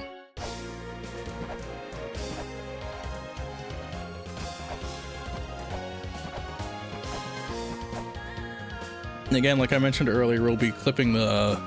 well, not clipping, I'll be uploading the VOD to YouTube after the stream is done, so you won't have to worry about anything if you miss out on ads.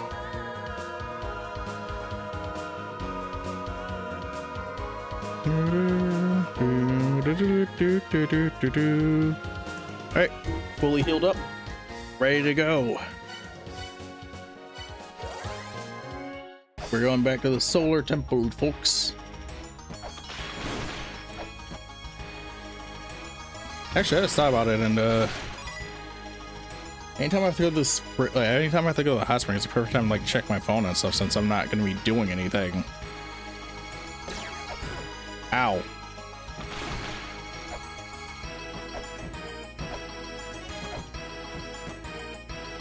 Also, that platform there breaks if you stand on it for too long, which is why I try to jump super quickly when I'm on it. It's a useful platform, but you know, it's not going to stay there forever.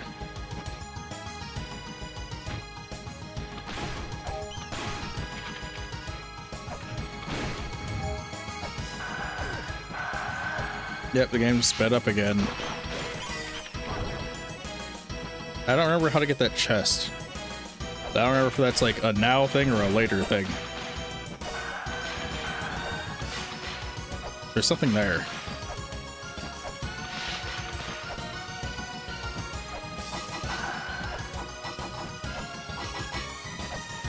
But it's also not breakable.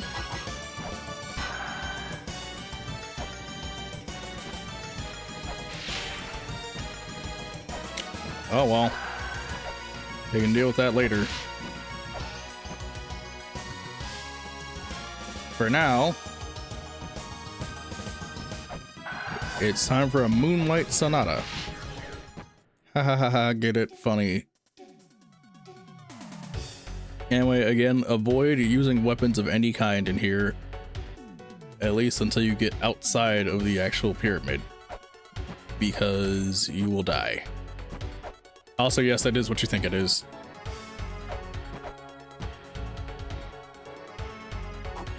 There we go.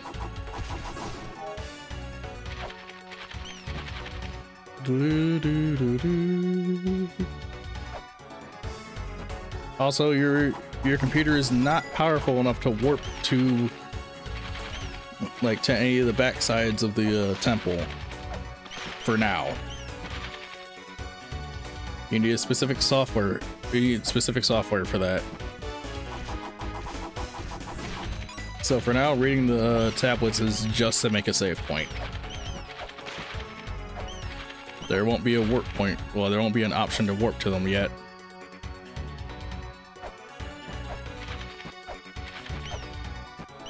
But front sides connect to front sides, back sides connect to back sides. That's how it works.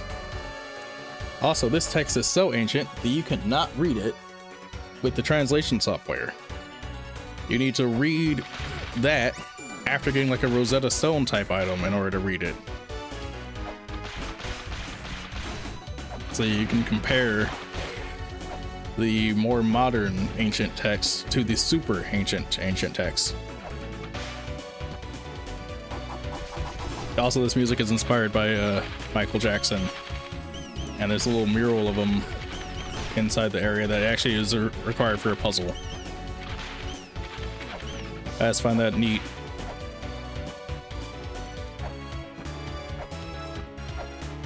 Yeah. But alright, we gotta get down there in order to save. And even if we can't warp here yet, I would much rather have the save point available to read and everything. Behold, the Temple of Moonlight is the sanctuary of lovely women.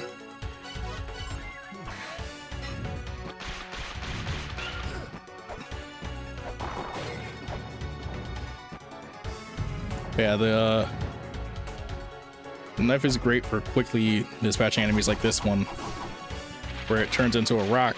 Well, it turns invulnerable, so being able to kill it before it turns invulnerable is useful,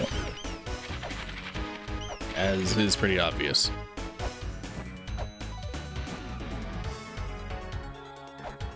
Up we go, up and around, climbing on through.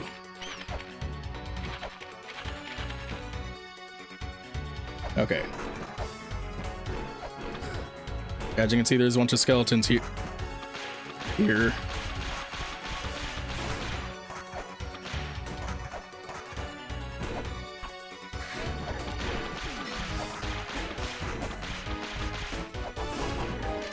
atop the navel of Neptune.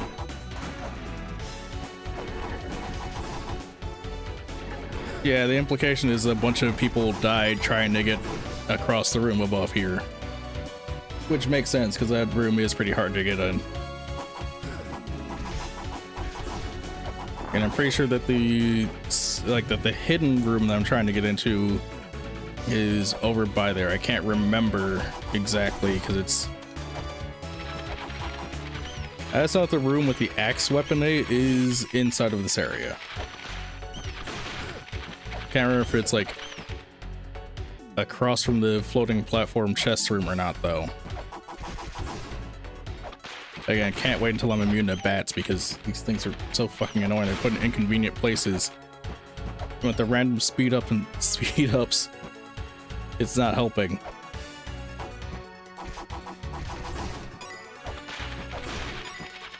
Yeah, I'd honestly argue that the axe is like one of the better weapons in the game because of the fact that it, like, because even though it moves slowly, it deals a bunch of damage, and it also has a wider arc.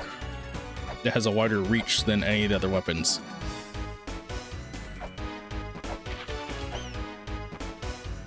Even though it's not required for finishing the game, which is why it's hidden off somewhere. Oh, right, I can't read that. As Angela looks at that, like, I can't read this gobbledygook.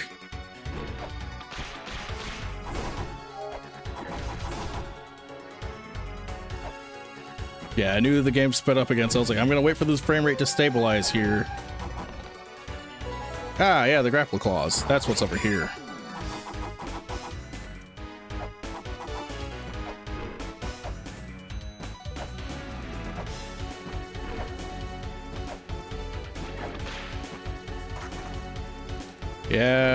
Yeah, Bone Man, throw your bone.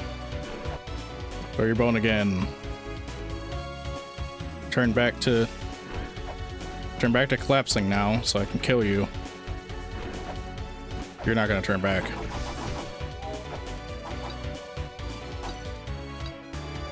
But now that we got the grapple claws, we can cling, you know, cling to walls. And that was the important item that the Inferno Cavern needed for that one puzzle that it told us about. Also, that's one of the things scanned and required to get into Eden done. Yeah, that's right, the Garden of Eden is in this game, although it's not all loves and hopes and dreams. This place is pretty fucking terrible. Hate it.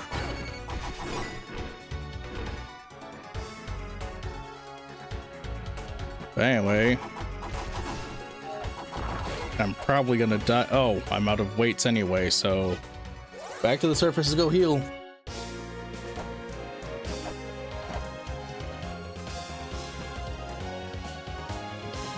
All right, we're making some kind of progress somewhere. Yeah, this is just using the knowledge I remember from the past 2 playthroughs of the game and not looking up a guide or anything. But for every time to go heal up and check how things are going.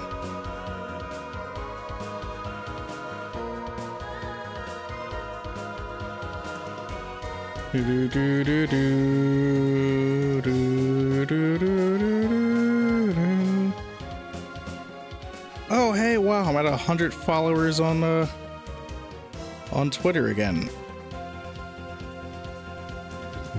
Sweet. Although I feel like I'm gonna have to purge like a couple of those followers. I'm pretty sure they're not real human beings and they're in fact scam bots designed to try and sap money out of my non-existent wallet. Okay, where should I head next? Inferno Cavern has a couple things I can do. Temple of Moonlight has a couple things. Oh wait, before I even think about going somewhere, I need to go buy some more weights.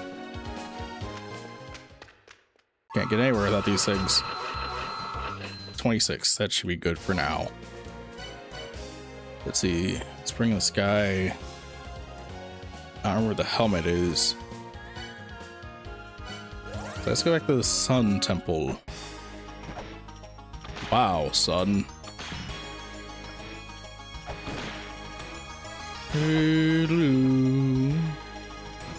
Doodaloo. Ow. Owie.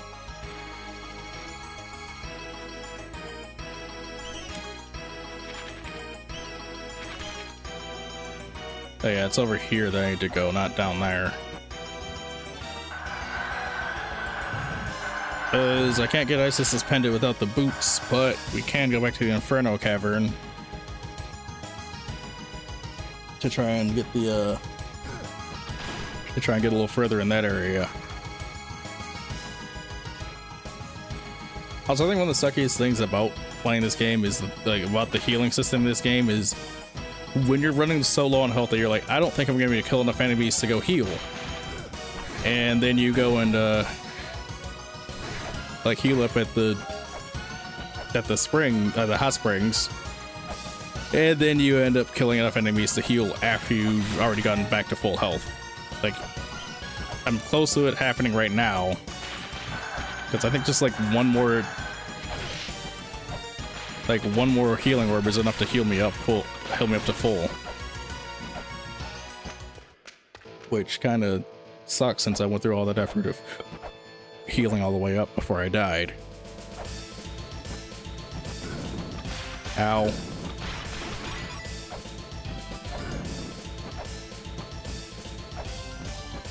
Also, if you need to grind for money, it's best to do that by a specific character that will come later in the game. And by character, I mean, like, they're a character, kind of. They're closer to a pickup.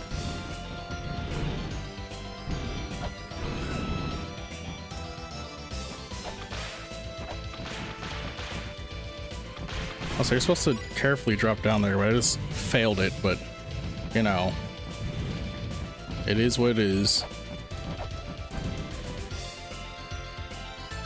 I might actually go ahead and Google what's up with the game's inconsistent frame rate, because what am I supposed to do here in this case? Yeah, that's like I talk about the weapons and all that.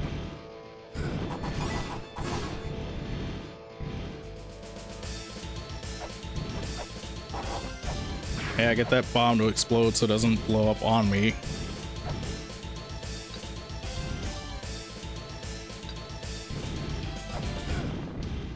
Damn it.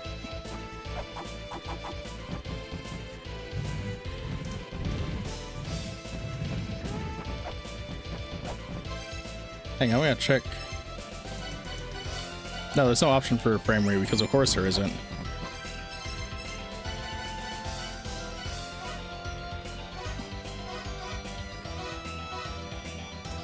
Okay, why is there an option that says sound original? There's no option to change the sound. There's no option to change the music. Because I remember seeing a guy streaming with the original, like, 8-bit soundtrack, and I was like, oh, how did he do that? And I think it's supposed to be a setting in the game, but I don't know if I have that option.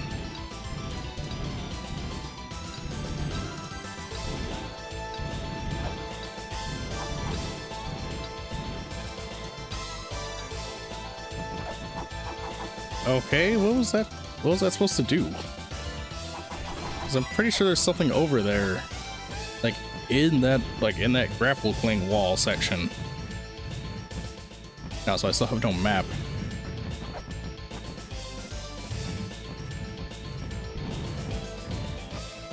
And yet, ooh, lava.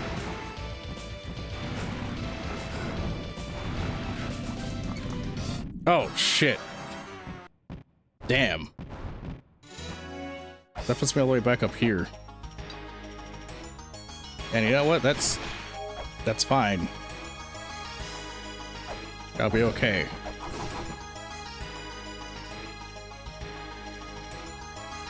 You know, I really do miss La-Mulana's La-Mulana 2's ladder physics, because the first game not letting you like do anything off of ladders is kind of annoying. Like the only thing you can do is attack on a ladder and then that's it. The sequel lets you jump off of them. Also, oh no, I do have a map for here. So you know what? Let's go fight this boss.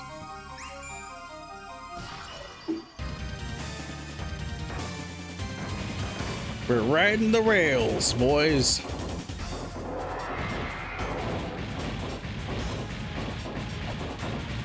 And you gotta wait for elevation level changes to...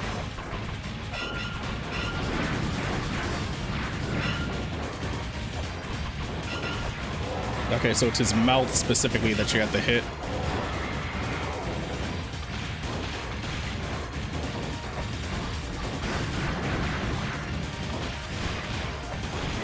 This is one of the earliest bosses in the game, so he's still not insanely hard like the later options will be. But you know, you still don't want to get hit by him because he still hits like a truck because he is a boss. Like I said, hits like a truck. It's cool looking though, that's for sure.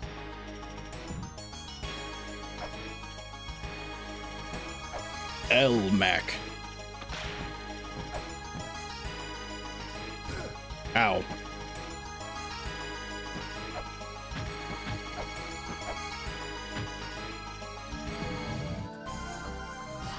That's his name, don't wear it out.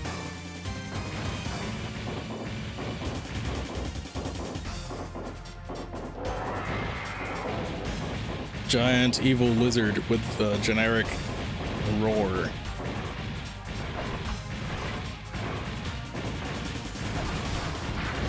God dang it.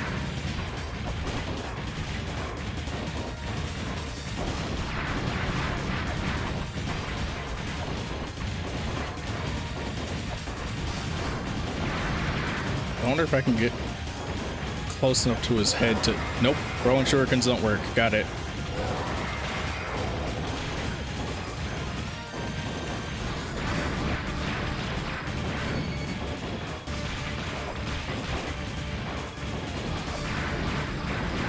Yep. Ooh.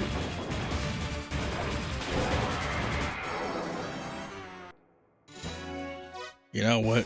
I'm angry. When I'm angry, I make brash decisions. How much does it cost? Oh, wrong store. When I'm angry, I make brash decisions. I believe it's this store down here. How much does it cost? Not much more money.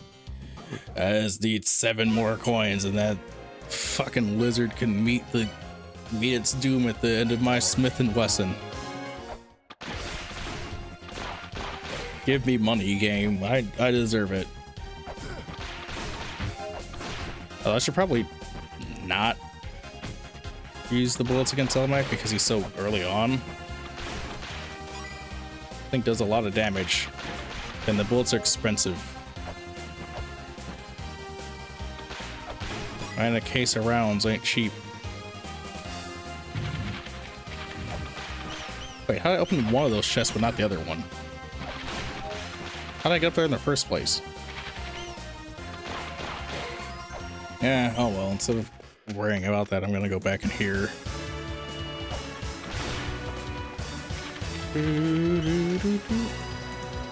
I ran across some of those that exist in regions of Celtic civilization. Or is it? Wait, no, I said Celtic, I meant Celtic. Don't kill me. I made a verbal mistake, don't hurt me. Gotta love those Celts, am I right? I think this one requires this sigil to open, so I can't do anything about that yet. But we're a little more... This is the aqueduct that Magella made, but it looks like it's not working anymore. I have a little more health and everything now, so exploring areas of the spring in the sky shouldn't be too terrible. Because again, the item that makes you immune to the water is past where you like it's past a bunch of the water sections.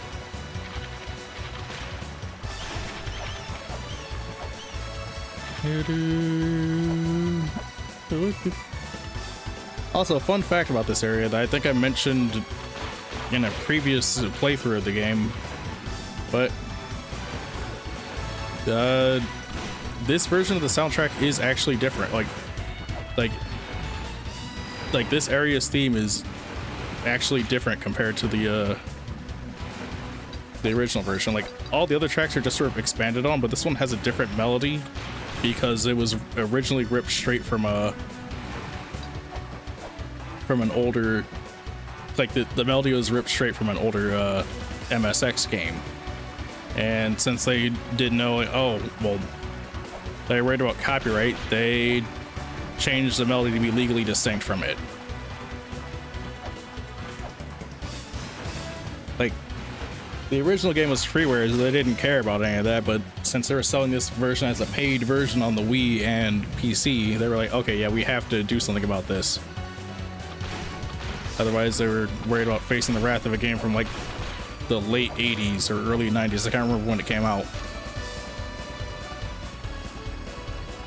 The priest Oannes takes the form of a fish. This land flourishes under him, as only he may close the floodgate.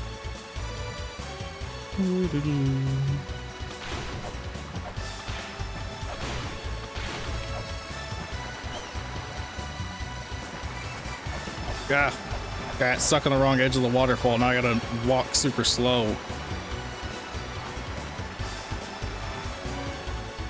There we go.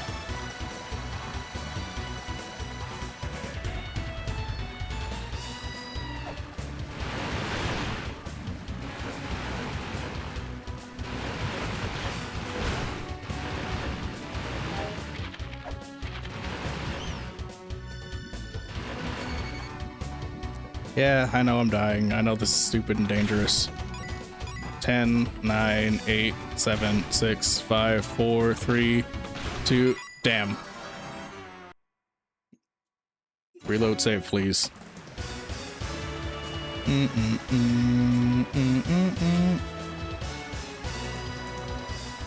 Hang on, isn't there a hidden ladder here? No. I must have been thinking of something else. Oh well. Also, I do love the hilarious, like, illogical thing of, well, in order to survive the waterfall, just put a helmet on. And it's like, that's not gonna help. Like, putting a helmet on your skull does not stop a waterfall from pushing you out of the way, but you know. Video game logic. But the song is Spring of the Sky, blah blah blah.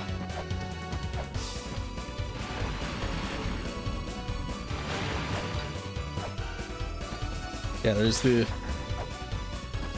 symbol for the Ankh, so unlocking that switch unlocks the Ankh.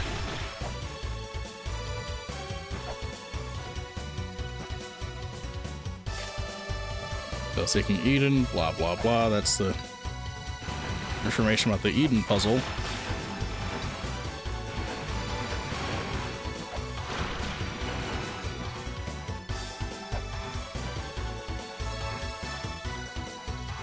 And destroying that little block allows you to hit the reel. So you can pull the pulley back up.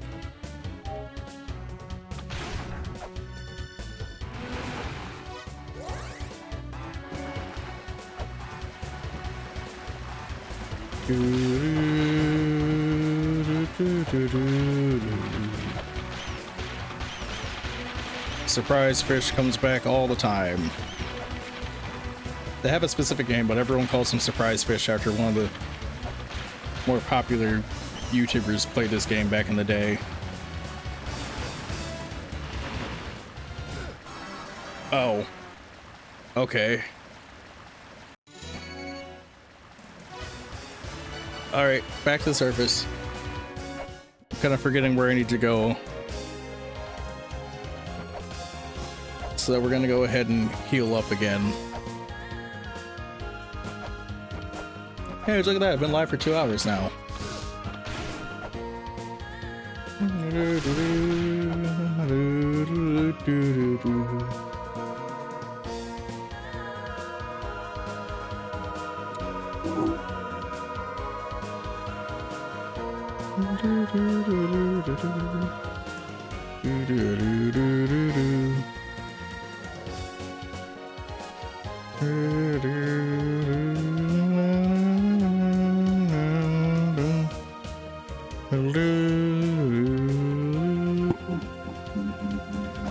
Okay, I need to think about where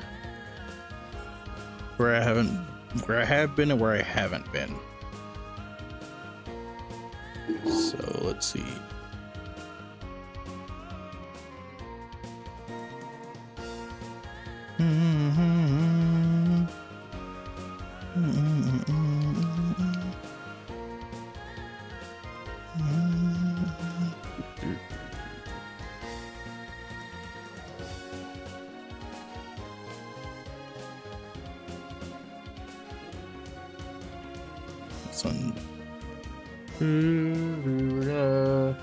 Yeah, I gotta be right back real quick.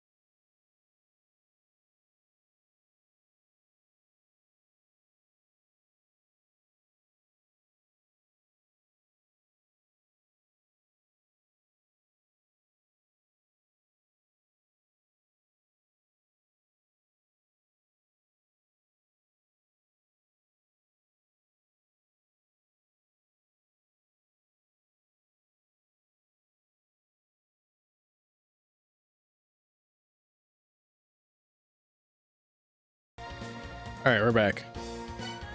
I think I was going about this the wrong way. Ow. I'm going about this the wrong way. There are places I haven't been to in a while. Well, not in a while. I haven't been to yet. At all. Even. And one of those places is a horrendous, horrible place of evil that sucks and I hate it. It's Wind Labyrinth. Place is fucking garbage. I hate it so much. But it holds important items that we can't access without going there. So we gotta go in.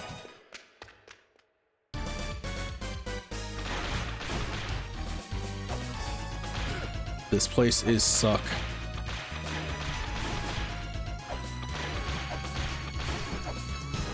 The whole gimmick of this area is duality. It's both the front and back side of itself. And so that means it's like twice as large as the other maps, and it's confusing. Ow. I forgot that was there. I forgot that wasn't like just a door you could enter.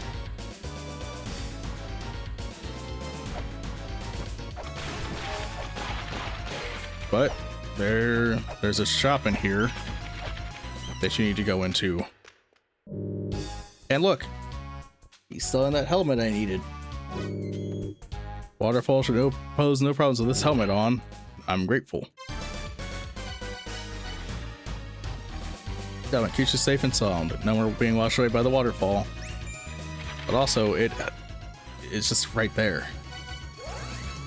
And guess what? This means I can move at normal movement speed onto the waterfall again. How great is that?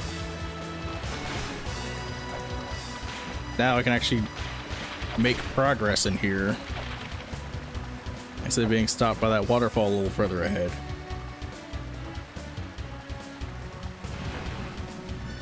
But you just got to climb up and then swim. Whew, getting a little yawny. I took a long nap today. Like, I don't know why I'm still so sleepy. Like, I took a nap at like friggin' 1 o'clock and then woke up at like 2:30 and decided that wasn't enough and took another nap. I didn't really get up until like around like 4 or 5 o'clock. Because I get pretty tired on my days. Ooh. There we go, scale sphere. Now the water doesn't deal damage to me. There's no more worry about drowning. Ow.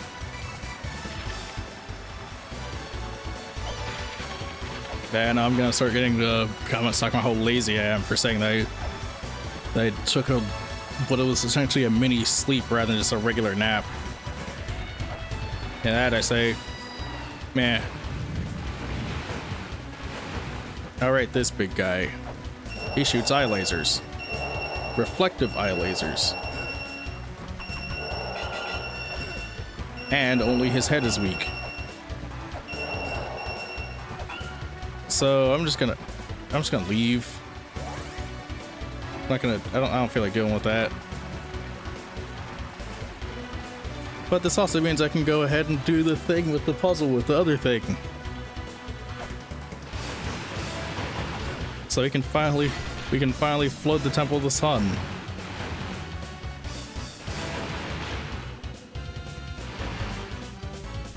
Just gotta go down this watery path here.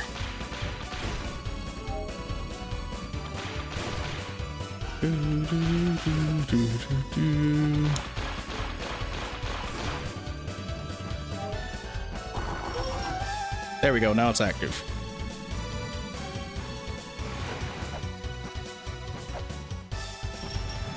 And that drains the water in here.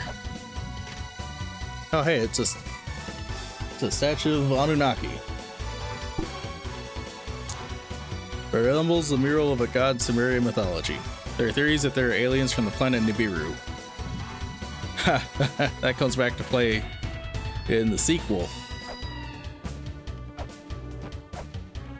Yeah. But also that leads up to here, where there is a shop. No, it's not a shop, it's just a room. The goddess Isis is at the Temple of the Sun. She had birthed the Horus and is a figure of motherhood.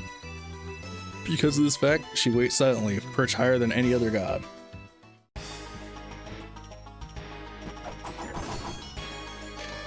I will soldier choose 3 women. They're waiting at the promised location. I couldn't do it. They yet still wait in the moon-gazing pit. To the one who reads this now, please pierce her heart in my stead, she who never lets her smile fade.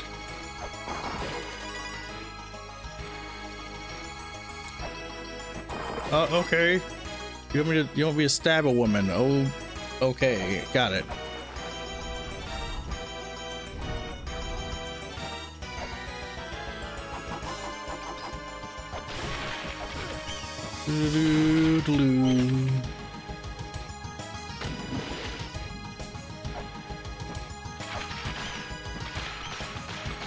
And look, another puzzle I still can't solve because I don't have the seal.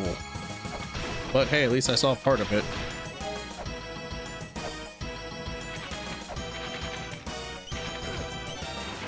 Fucking bats. Ha! It missed me.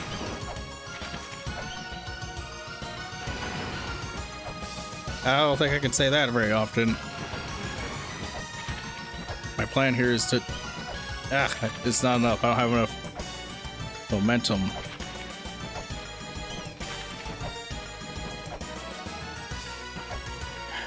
I don't want to have to climb back up there.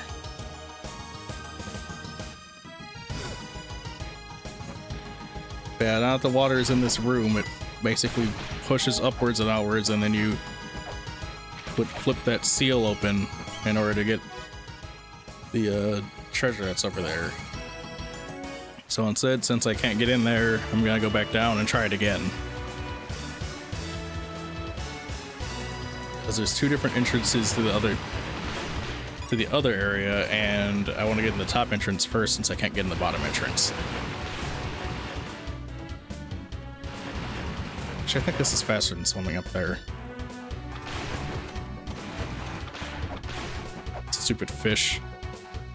That's why you're dead, fish. Yeah.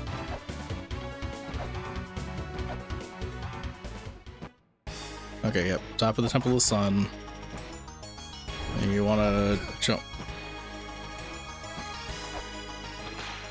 Yeah, there we go. Wait. Damn it.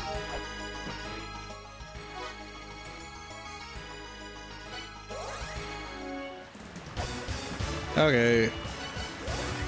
Let's go back to our safety net. I love how there's small children running around too. This makes the village feel a little more alive. Especially since there's like not really many people living here.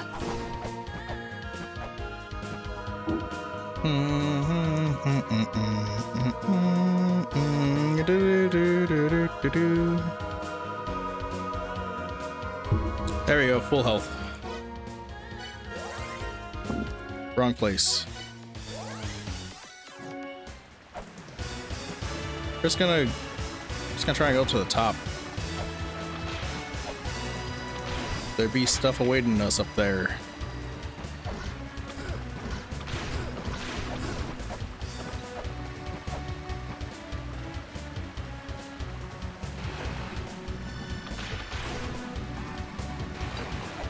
It's like the game suddenly wants to become a faster game than it actually is, and it's really weird.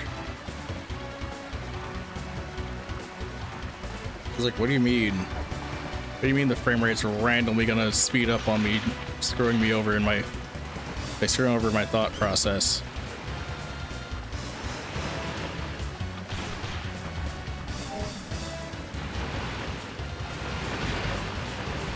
Like, a game like this does not need to have the frame rate being variable. I think it's trying to... I think what's happening is it's trying to say like a consistent frame rate, but since my monitor's refresh rate is higher than the game's frame rate or intended frame rate, it occasionally like jumps up to the proposed refresh rate and then drops back down to the intended frame rate. Okay, so what's in here? Locked chest. Pointless to me. Cause what's down that, like what was in the other room was the mini boss.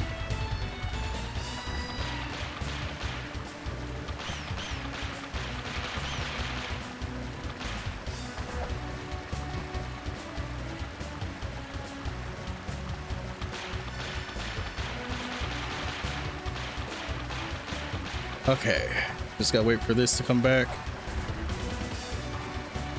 And this one will come up. And then we can go up here. Oh, right. The Ankh isn't available yet. And this not gonna turn.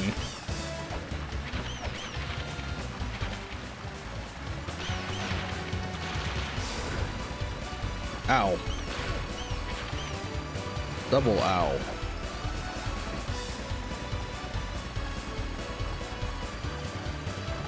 Okay, I think the only thing I can really do in Spring of the Sky currently is fight the mini boss, so let's go ahead and try to do that. Oh, this fucking fish got me again. Like, I try to hang out on the edge of the platform so that when or if it jumps out, it can't hit me. But you know, sometimes you just aren't close enough to the edge for it to matter.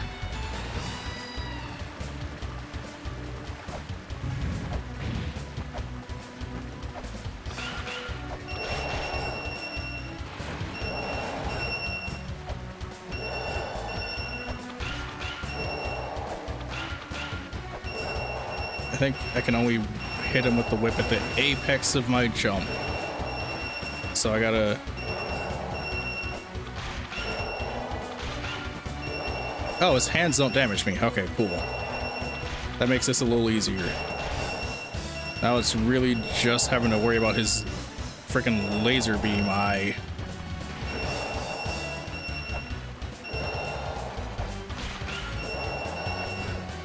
Ah, god damn it. Ah, there we go. Yeah, that because that brings the ladder down for up here. Collect the 4 sigils, the path will explain further still. Alright, okay, thanks for the information, game.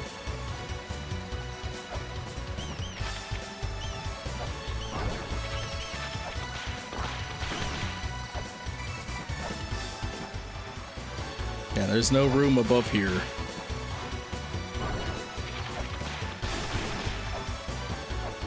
There we go, now I can read the tablet. When the waters of the ocean calmed, a new child was born, and pursued the sun and moon, man and woman, life and death, a small wingless, gillless child was born. That is in reference to the 4th children, I believe, who were basically Egyptians. Like, that's the whole thing, is that they were like Egyptian gods, which is why they're talking about men and women and sun and moon and things like that. And that gives us the origin seal, which allows us to break this open.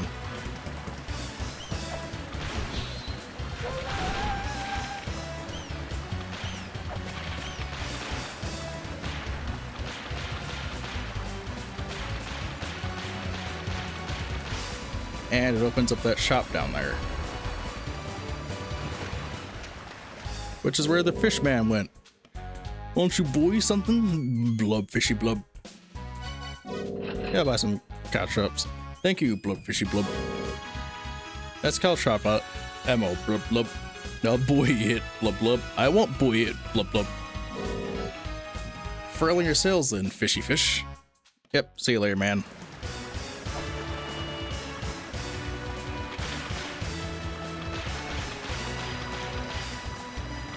You gotta love these goofy characters that the game randomly throws in there.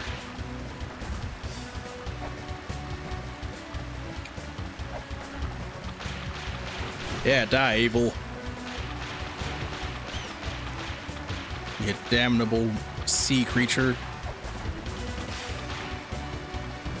Ow. And with the origin seal, you also get to break that open, and this reveals the boss. Well, it doesn't reveal the boss, but it reveals a button for you to press, which reveals a weight, which solves another puzzle. The boss doesn't get revealed just yet, but this room is related to the boss. This is where you go to fight him. But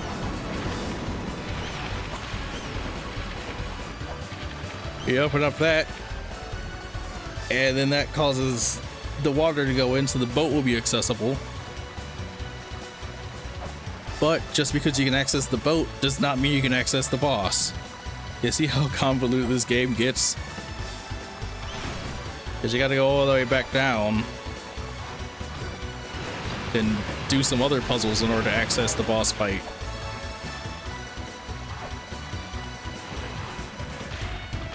But with the water flowing now, you can finally access this chest, which is the glove, which makes you push blocks faster. I don't think it's required for anything, but it's really, really useful. Also, those 2 glowing great things are gonna be important later. They're for a puzzle much later in the game.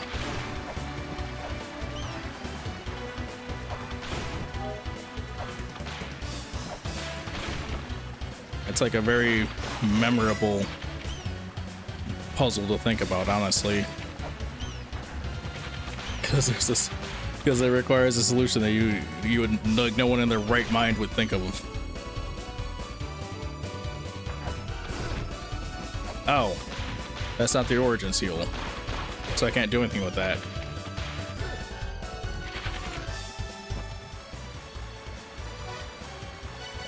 All right, surface time again. But this time, I think instead of running away, I'm just gonna go back to the Temple of the Sun. Ow. Friggin' Ketchi's ball hit me, and it hurt. You gotta hate it when there's an enemy that has a gimmick where one part of the enemy dies, but then the other half of it is still alive.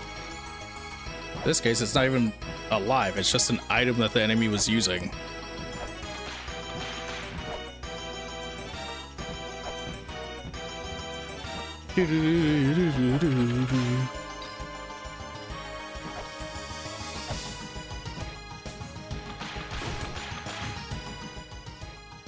Okay, wait. Where I want to go is above here. I didn't want to go into the temple. I didn't want to go to the spring in the sky, but I might have to for this. Oh, great, a heal.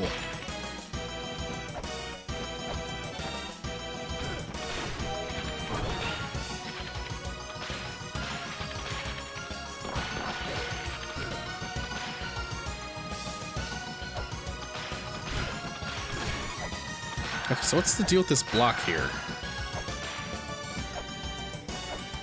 I guess I won't find out, or at least not for a while.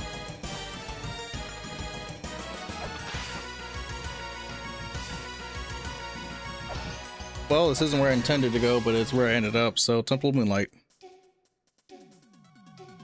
Do do do do. Do do do do.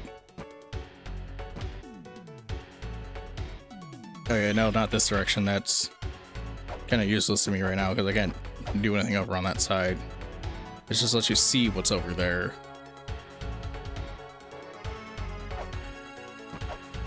There's 4 areas you have to scan with your scanner in order to get the things open, and I don't remember where all of them are exactly.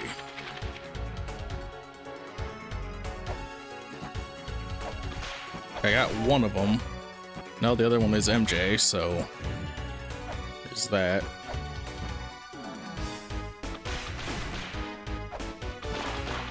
How did I not notice that the frickin' candlestick of time thing for the lamp of time is the Never Sky disc?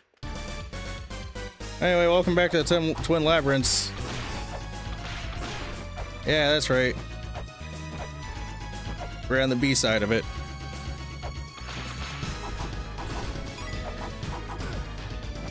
Everyone's favorite area, Twin Labyrinths, everyone.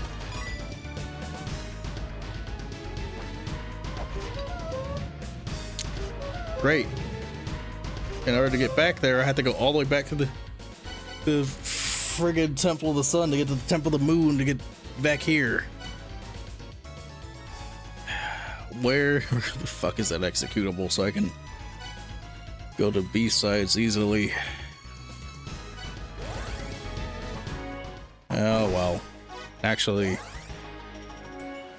because I can do it this way instead. Yeah, there's a lot of frustration involved with this game.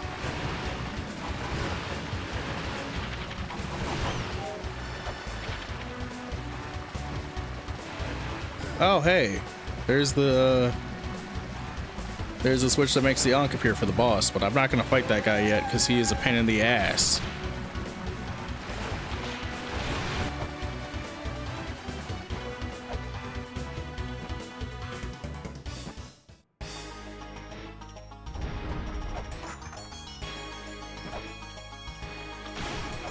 Ah, damn it. I missed. Oh, but the origin seal is there. That was the seal we were missing, and now that we have it,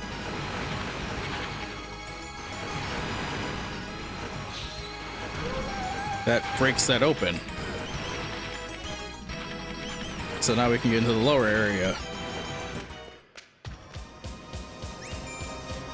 And now we're in the Chamber of Extinction.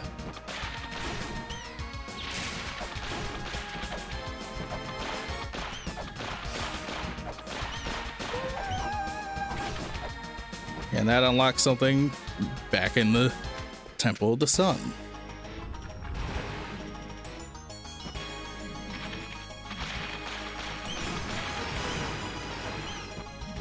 Also, yeah, the water physics are kind of a pain. They're like, you never lose your momentum.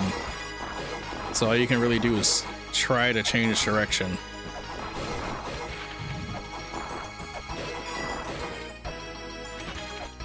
But push that down, weigh that open. Bronze mirror. What's the bronze mirror? Mirror made of polished bronze. It can open gates which are closed to gain passages within the ruins.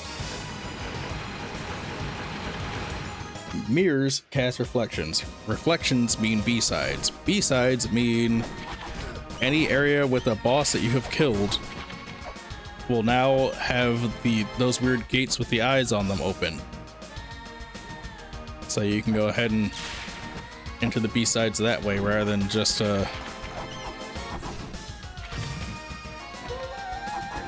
like rather than being forced to find weird esoteric entrances to the backsides, like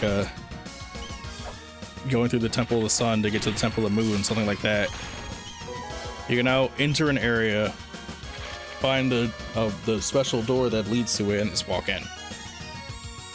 Take the dragon bone in hand. It shall light the way to the center of this land. Okay. The large stone statue is Spriggan. Hostility awakens it. Further attacks will still its unrest.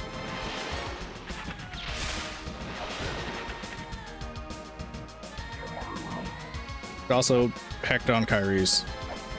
This dude hits like a truck and is required. You're required to kill him for something. So, oh shit! I gotta do all that again. But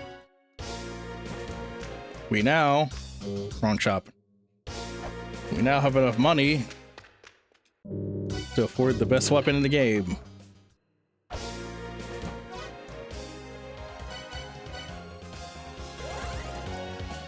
So now that we have that, I'm not going to use it until I get back there.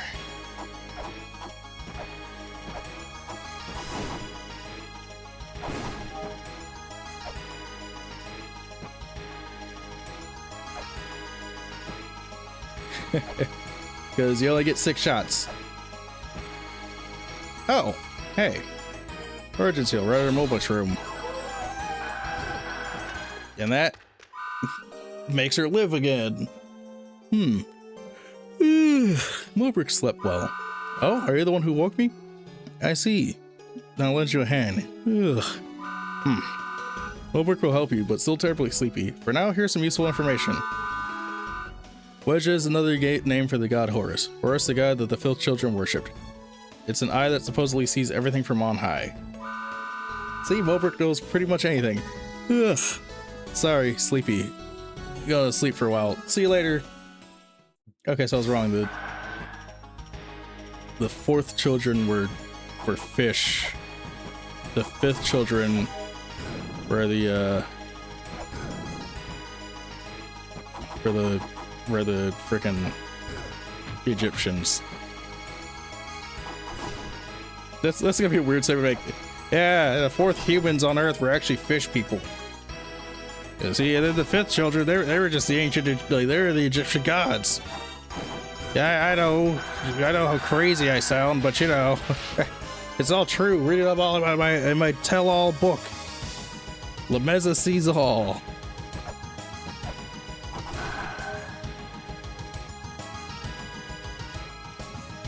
Oh, god damn it, that's right. I can't get over there. This way, I have to go through the spring in the sky to get over there.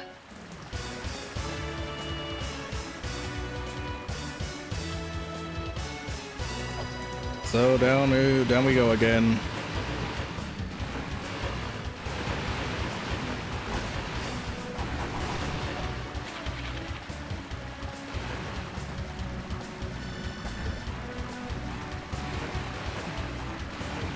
This time, got a little something. I got a little special surprise for that fucker.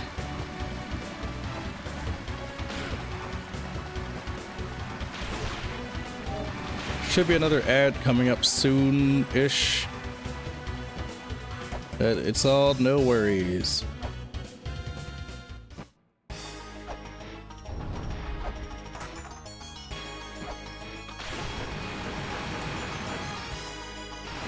Because we can just quickly get back to where we were. I don't want to break those pots because they contain money, and I want to break them when I have the way to get the money.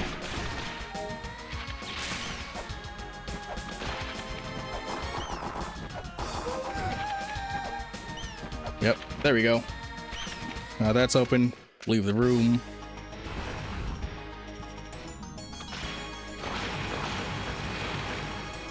If you just want the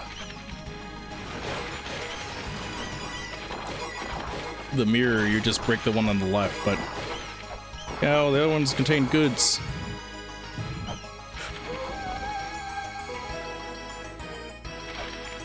Nobody ever passes up on goods and services.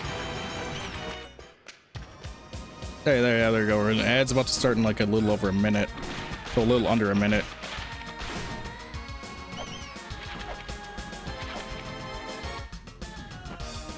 And we've been live for a little over 2.5 hours, so I'd say that's a great time for another ad break.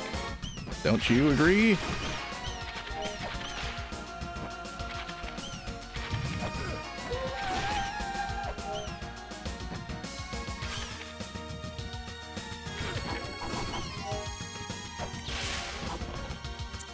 All right, got the map for the Temples of Extinction. Well, the Chamber of Extinction, not Temple.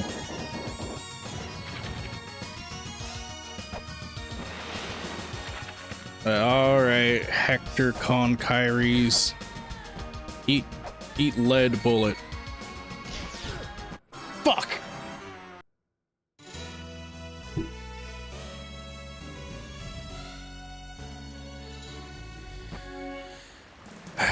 Well, at least I still have my gun.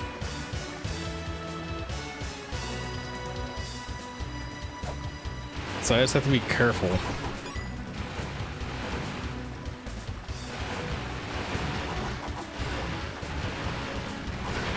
Ow. At least we were on an ad break, so at least a couple people didn't see me completely eat it.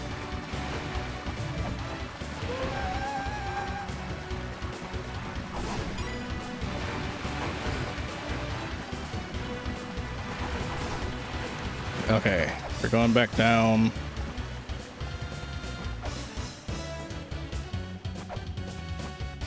Yeah, my ear feels weird. Probably from wearing this headset for a while.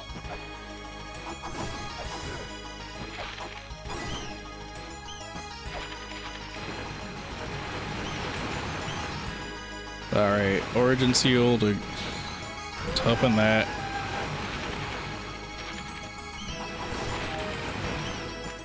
Go in. Ow. Ow again.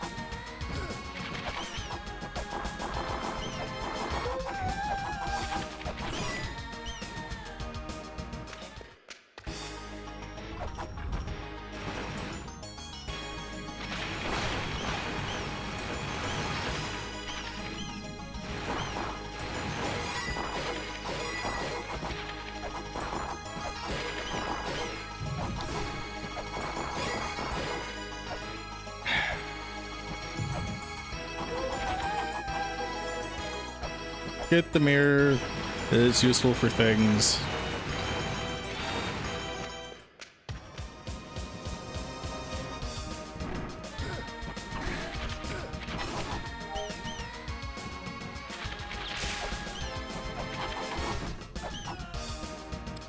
and then we can continue on again.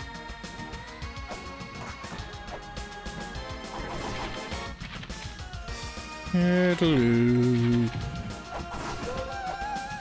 Diddle-oo.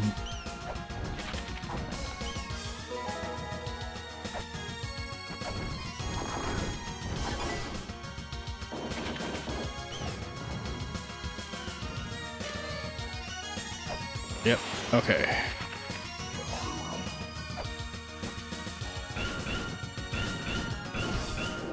There. I also can't see jack shit in this room, and I don't remember if there were spikes in here. Ah, caltrops. Useful.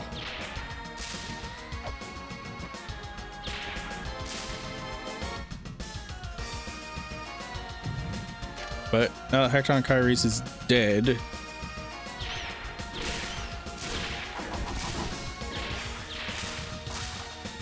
I really don't like the fact that I don't know where a source of light is, because I don't have this place memorized.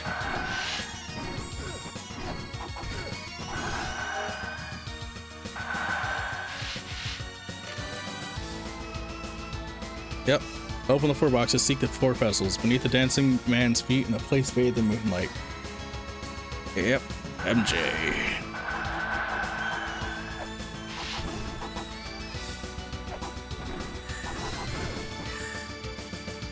You only get 2 caltrops because they're so powerful, but if you're able to catch it, if it like hits an enemy or bounces off a wall, it will just come right back.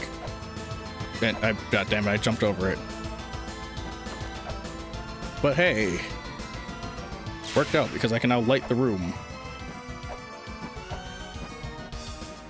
I just have to find the fucking tablet. There it is. Yeah.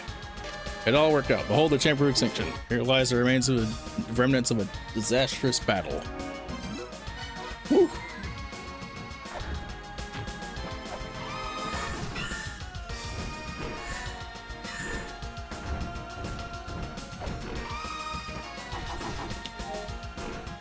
The little mandrakes here, they scream at you, deals a little bit of damage, and then you're screwed.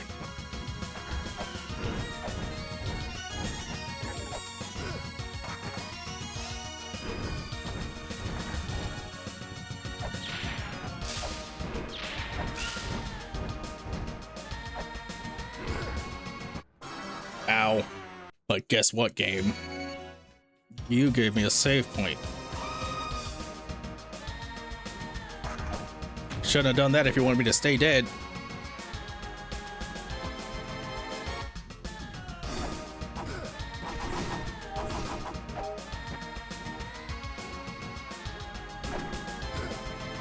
And yeah, there's a puzzle over here.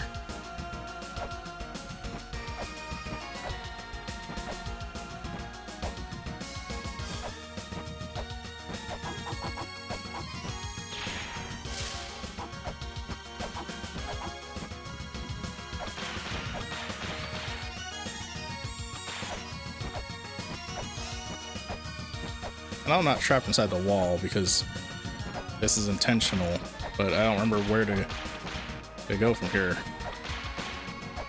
Well, of course I am trapped inside the wall. Oh, no, I'm not.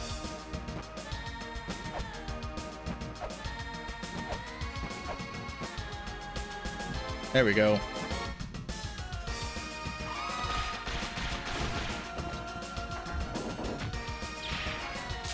Oh, damn it. This didn't take me where I need to be.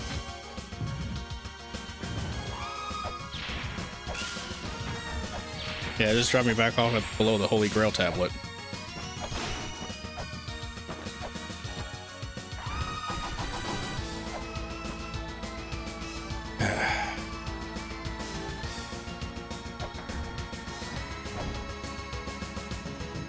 Invisible wall puzzles are a little frustrating. And so is it immediately dying afterwards. But I think a smart decision is to go ahead and heal up again. So we're gonna go ahead and do just that, go heal.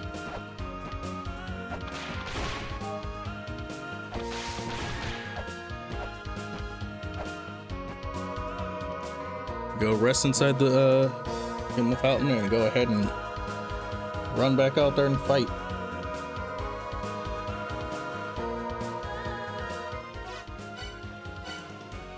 No use in giving up just yet.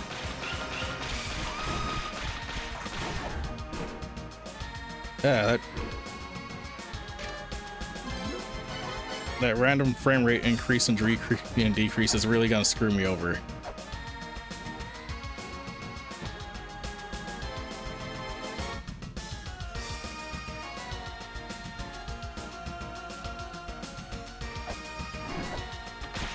I have no idea how they abuse the game's physics like that to do certain things, but I do think it's interesting.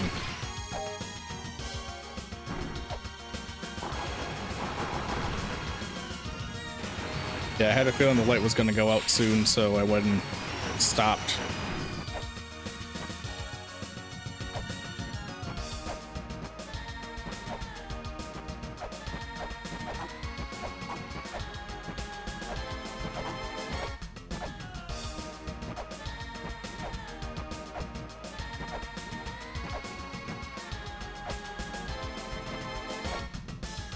There we go.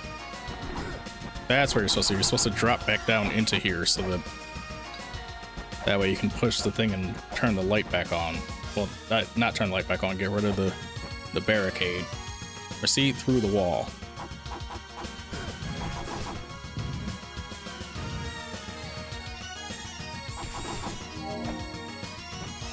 Wow, health up.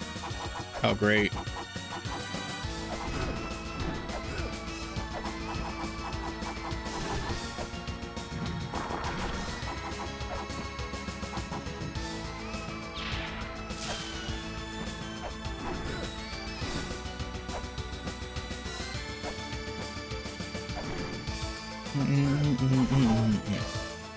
Something unreadable. It's so old.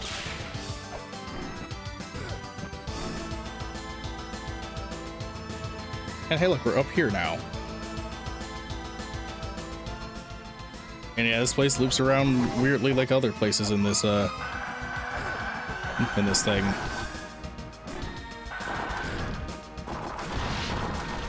Oh yeah, that's a great money grinding spot once you can get the fairies on your side. The text loaded so quickly. A guardian lurks at the front. If the guardian isn't there, then it'll be in the back. That is how these ruins work. The endless corridor is the only exception to this rule. And the reason why the endless corridor is the only exception is because the front of the endless corridor, like the section you actually enter, isn't actually the front, it's the back. Because Tiamat, the boss of the section that the endless corridor is tied to, is so powerful, she dragged her entire section. Like, she put the backside of the ruins in the front for her area, so you'll never be able to find her. Unless you're smart. Like La Mesa.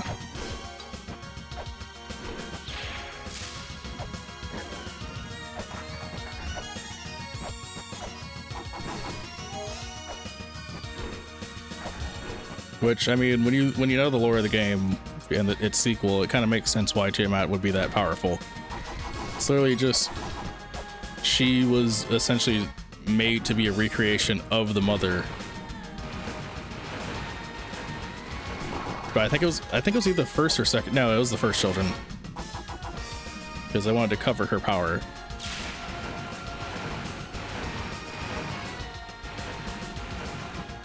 The mother wanted to covet her children, like the children of the mother wanted to covet her power rather than helping her escape, and so they attempted to make something as strong as her in order to like kill her and steal her powers. Also, welcome to the Shrine of the Mother. Unreadable text. Can't really do anything in here.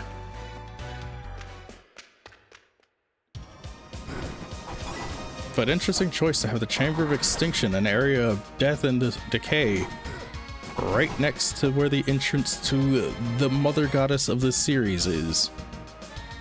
Don't you think? Maybe it's because she keeps killing all her kids.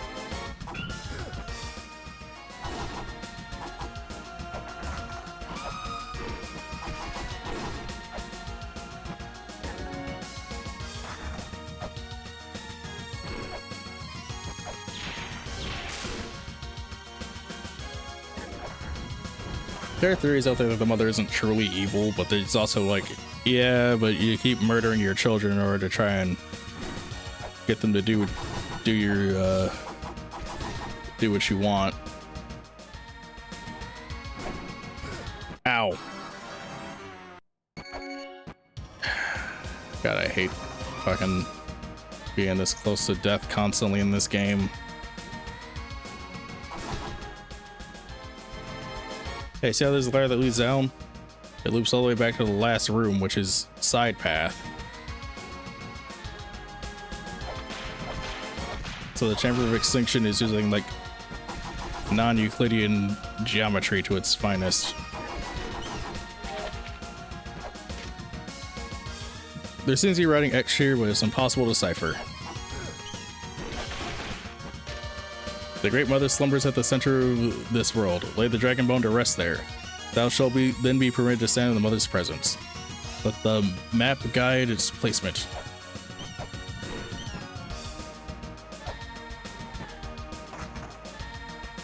Oh, of course.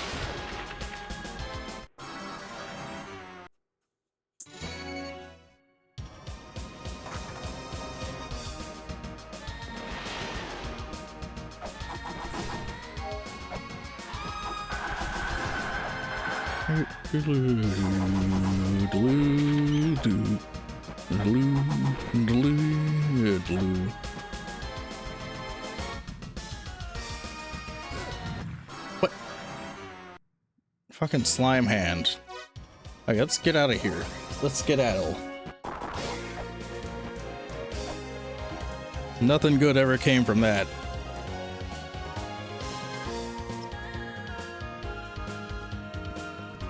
Yeah, I need to heal. Hard-headedly bashing my head against the same few enemies as they're like on low health is not helping me.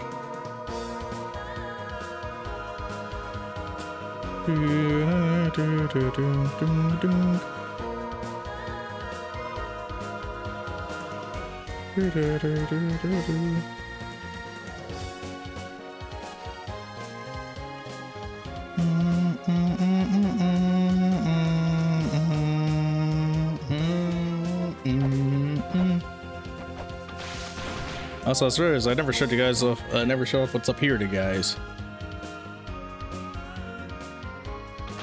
There's a tent, and then a little further left is something. Legend has it that Argus, a monster with a blue body that is covered in eyes, is weak against the serpent staff. Huh, I wonder where this Argus guy could be. Surely he's not one room away.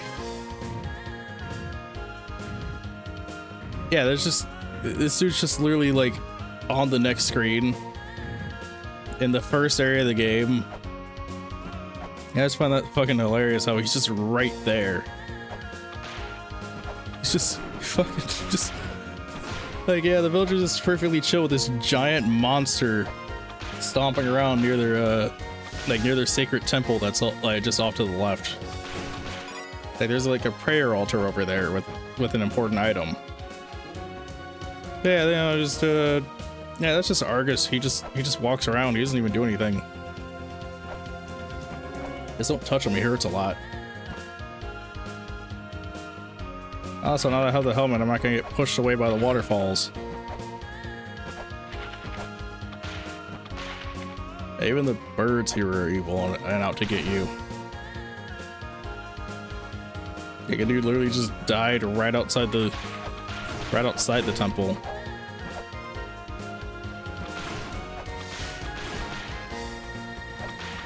You can hear the sound of the rushing water just off the edge. That's where the waterfall is.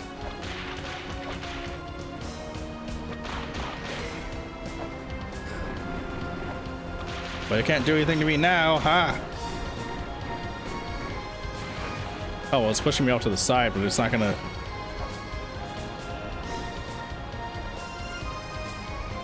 Oh, shoot, I overshot it.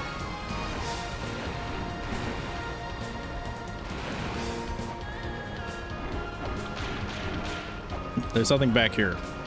Yet. Yeah, the whole something behind the waterfall thing. There is something back here, but it doesn't show up until a little later. However, there is a shop here.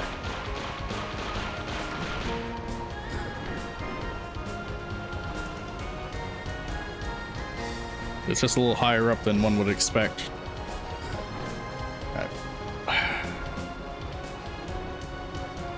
Ladder climbing in this game sucks. Because you can't really do anything against enemies that try and fly at you because you're kind of stuck on the ladder.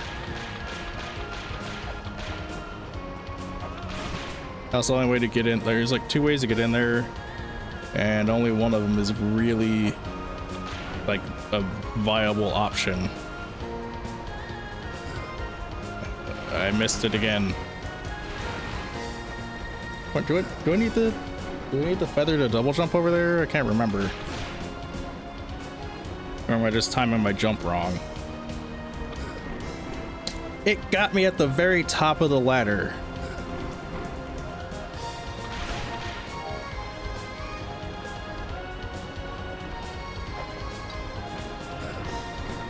Fuck. God, I hate the ladders in this game so much. They're like the worst part about this, because you can't jump off of them yourself. And if an enemy hits you, you're just immediately locked into the knockback state until you touch the ground again. I don't want to use the flares, but I think I'll have to in order to... Like it's not... I'm not required to use the flare to get up here, because I can just hope that I get above the bird like that. I feel like the flare will... No, wait. The flare wouldn't help, because the freaking thing is right there.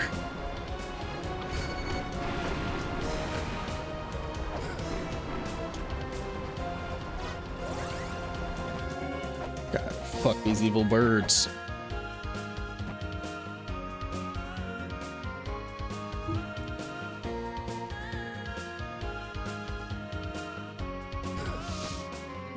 Yeah, I'm just gonna walk through the snakes. I don't even care.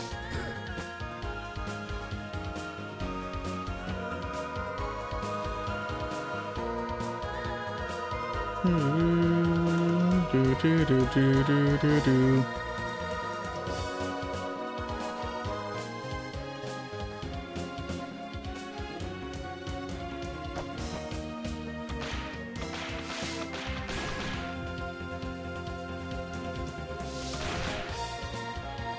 Yeah, the random speed and the random speed increase and decrease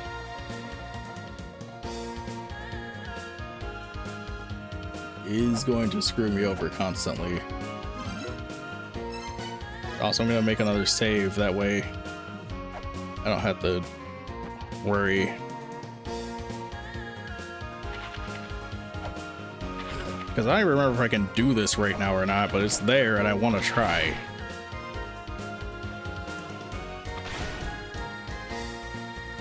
Yeah, that's what this is all about. You don't know if you can do it, try anyway. Worst case scenario, you can't do it. Best case scenario, you do it and you don't have to worry about it until later.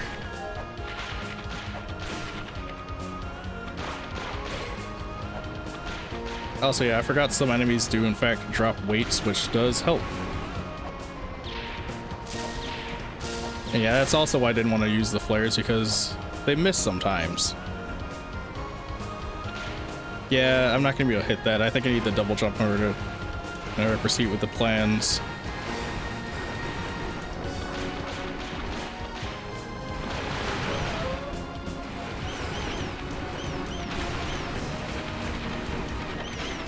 Yeah, there's nothing in this little mini cave but bats, but you can see there's a treasure chest behind that wall.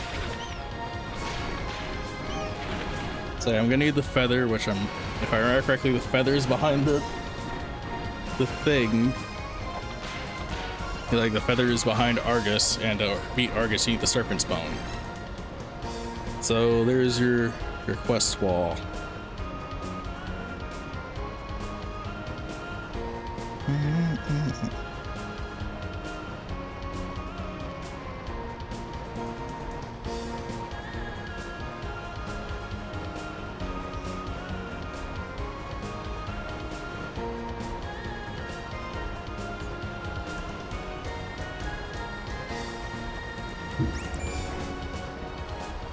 I still don't want to read any of his mail. Leave me alone.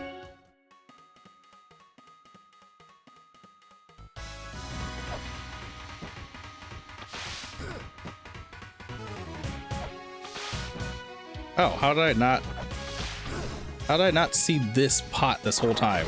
Oh, the door behind this pot. Hey, would you look at that? I can't rest in peace if you don't buy something. Look at that. Those are Hermes boots. They belong to a legendary hero. The boots. Now I move a little faster. And because I move a little faster, I can finally start walking up things in the Temple of the Sun. Slowly, of course, but now I don't get turned around when I try to jump. They were literally just right there. They're literally just right there the whole time. I could have gotten these way earlier in the game and had no reason to complain for so long.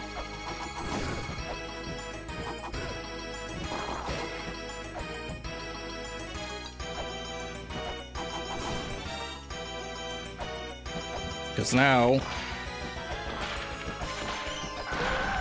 we can get Isis's pendant. Oh wait, I have to read the statue first. Isis, the mother of Horus, a flood of motherly love shall grant thee healing powers.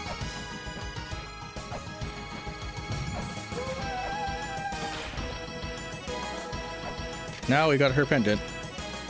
A statue resembles the ancient Egyptian deity Isis. Now we got Isis' pendant, we can do two things. Oh, wait. Meant to go into the endless corridor. Mulbrook should now be able to provide us with assistance, and so should Freya, Queen of the Fairies. Freya doesn't get her name dropped until the sequel, but yeah, her name is Freya because she's the Queen of the Fairies. And of course, the Queen of the Fairies is Freya.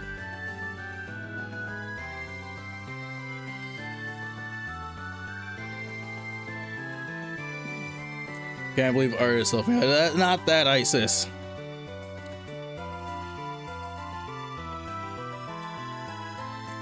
That is indeed Isis's pendant. My fellow fairies will help you now, as promised. We shall make it so that tiny lights are visible in specified areas of the ruins. Come into contact with those lights and the fairies will appear.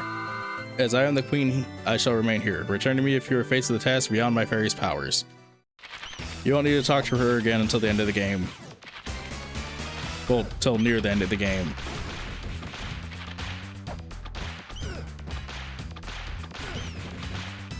Ow. But back to the sun.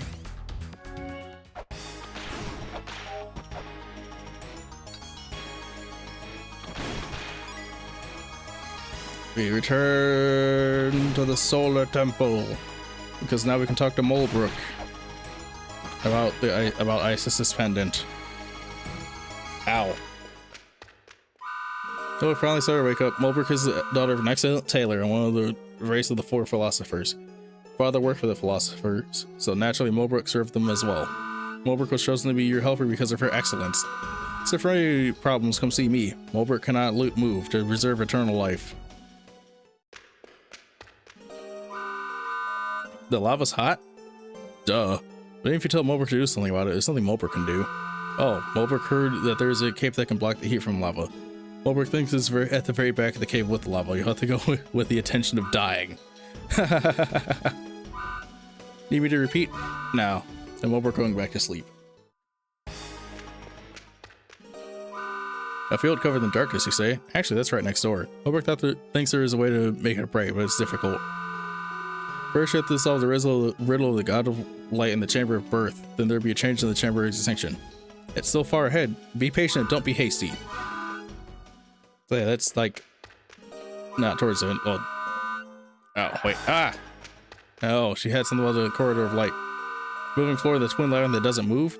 I believe it was the third children that had those runs. The third children had wings, you know. Everyone as smart as me and figured out a way to make floating floors. They wouldn't need that if they had wings. Perhaps it's fallen into disrepair as it is old. Stomping on my help. Stomp it on high and above, and it should move.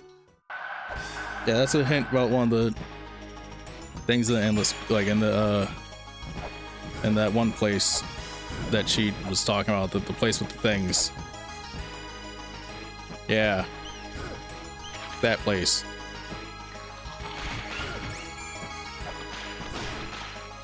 But anyway, yeah, basically what it is you fall into a moving platform from high enough and then it starts moving again.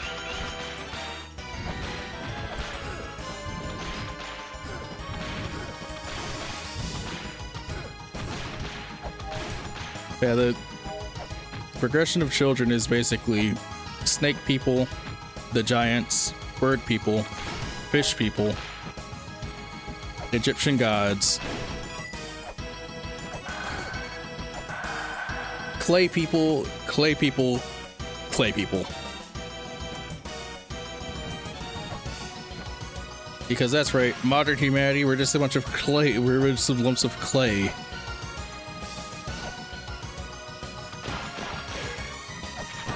Sorry to break it to you, buddy, but you're nothing but Play-Doh. Oh, right, that's how you unlock the chest. You just kill everything in that room. And that gets you more health. Sacred orb. Bam. The woman shall be with child within the man. I don't think you could say that.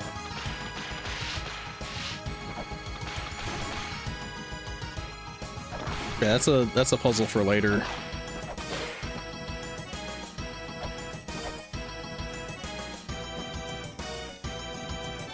If you want to know what it is later, the Temple of the Sun will have like magical glowing sperm floating around in it, and you just take a woman's statue inside and stand inside for a bit until it becomes a maternity statue. Yeah. Yeah, that's a statement I just made.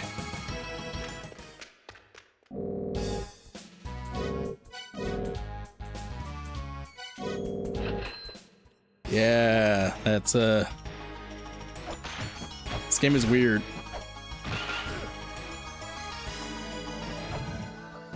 Also, I can't buy any more bullets, but we can attempt this boss fight.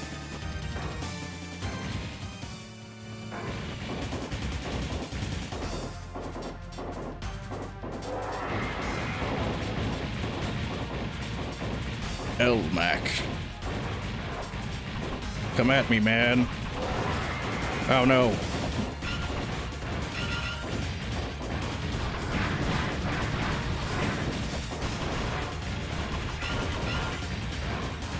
Oop. Oh, whoa.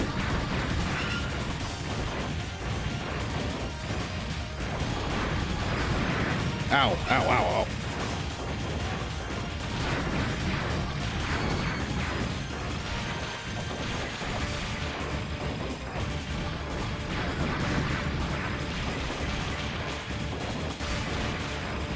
Come on.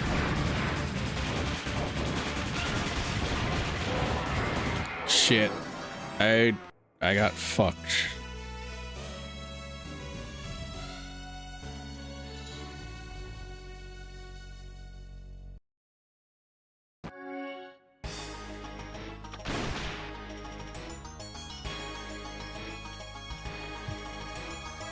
All right. We're bringing it back. We're running this bad boy back around, and we're all right. I have the chakrams. Things aren't cheap, but if I end up using them up for a boss fight, I think I'd say that's a good cause.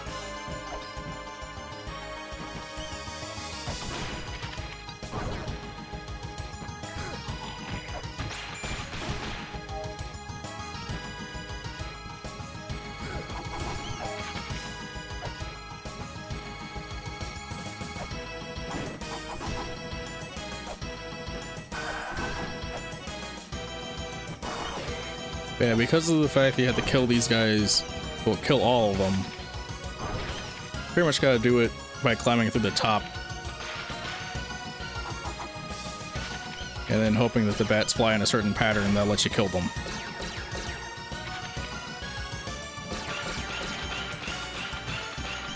Come on. I'm down here so I can kill you.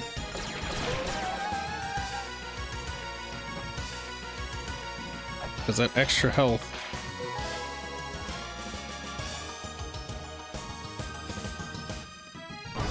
will help out.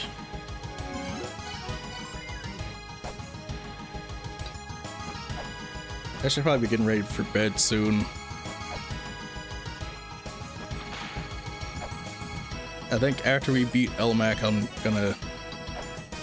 gonna end stream because I'll be 3 bosses defeated at the very least.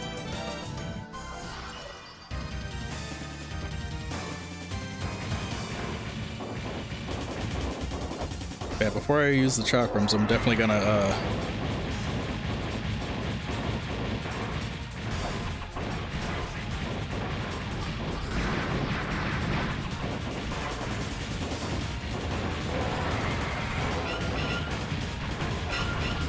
use up my shurikens against them.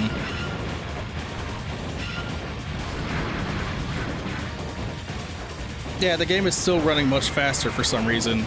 It hasn't slowed down to normal like it normally would by this point.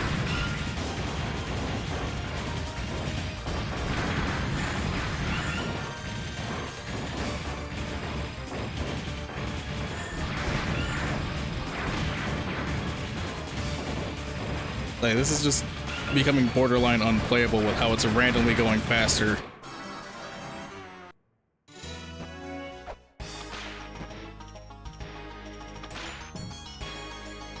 Wait, I technically have the means to...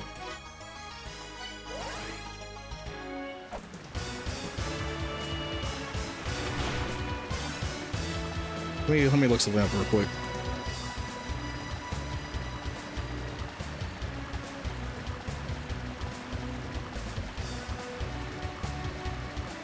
Healing attack.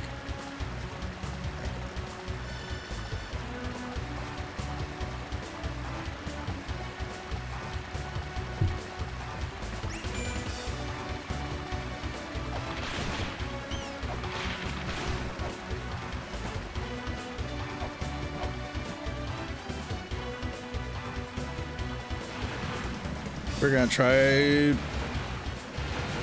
fairy exploitation. Nope.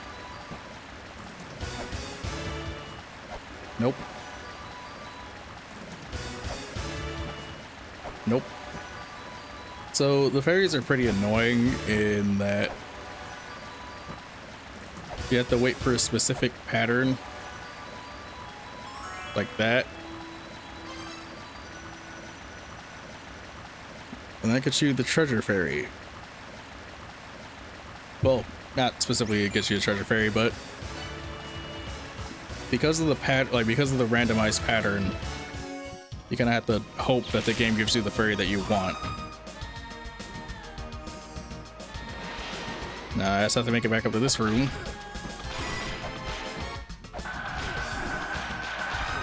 But this gets you a good amount of money.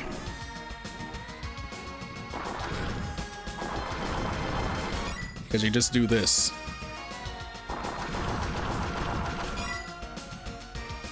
And this is the best way to get money in the game.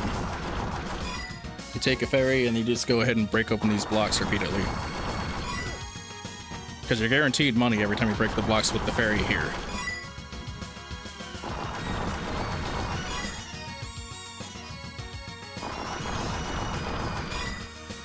And she stays around for like a solid minute, I believe.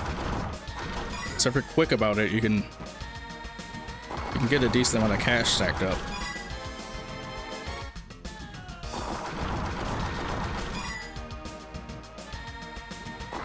You just break the blocks repeatedly until the ferry gets ready to leave, and then you have to wait for the summoning circle to come back, and then you just repeat. Most amount of money you can hold is 999 gold.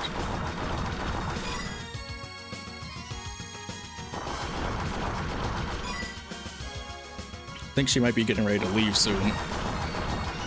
Yeah, she's about to despawn.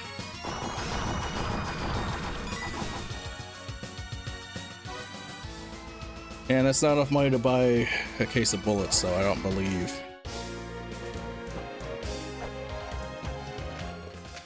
Let's see. Doesn't even sell a case of bullets. This guy, I think it's this guy that does. Yeah, for 400 coins. So, let's see.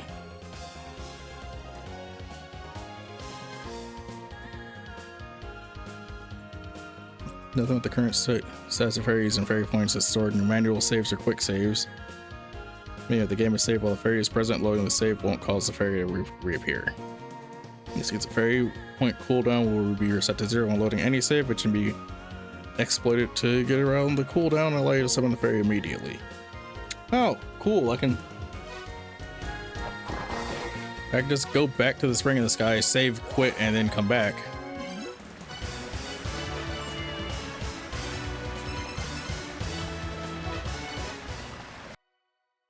And then I can just do that again.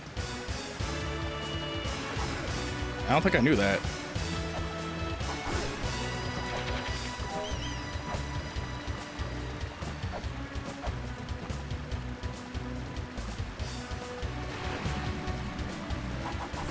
My goal here is to try and need enough money to get some more bullets. Nope, that's the attack ferry. That's not the... You know what? Let's bring her along anyway. I'm sure she can help out. Granted, I can get to the boss fast enough.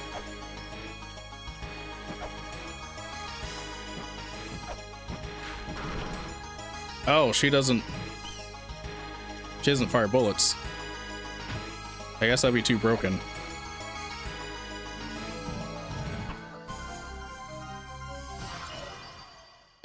But I think I can get her to throw some chakrams.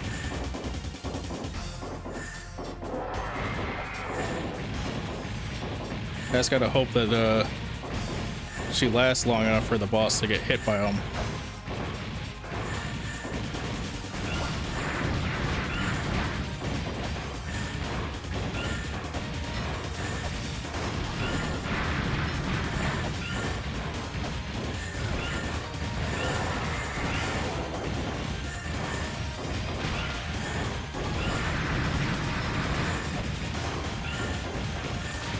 Oh, come on.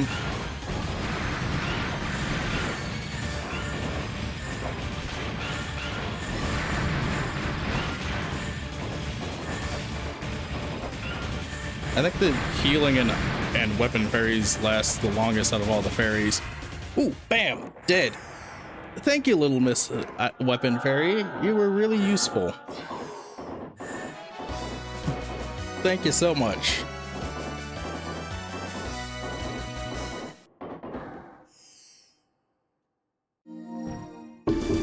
But you gotta escape the Twin Labyrinths as soon as possible, because the entrance, like, there's an entrance to Twin Labyrinths down there, and it's filled with poison, so if you stay in there for more than 30 seconds, you instantly die. and if you instantly die, the game doesn't save after you beat a boss, so you gotta fight that boss over again. But with that, we defeated the first 3 bosses of the game, so I think that is a good stopping point. So let's return to just chatting for just a brief moment here. And just vibe out for a minute.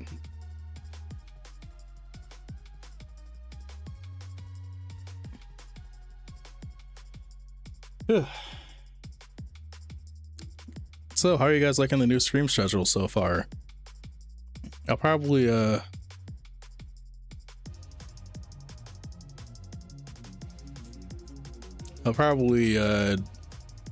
raid out to someone in a minute. I'm just gonna look at who's live right now.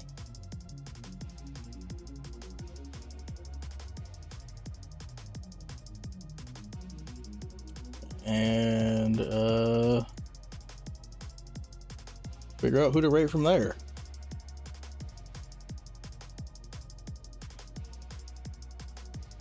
So funny enough, we didn't even get through the entirety of my album before we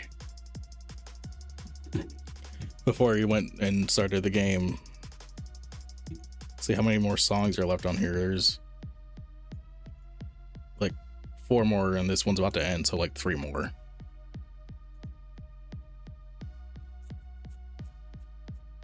But in the meantime, don't forget to follow me on my socials. You can see in the in the chat that Artillibot has been posting messages about my stream schedule and everything like that.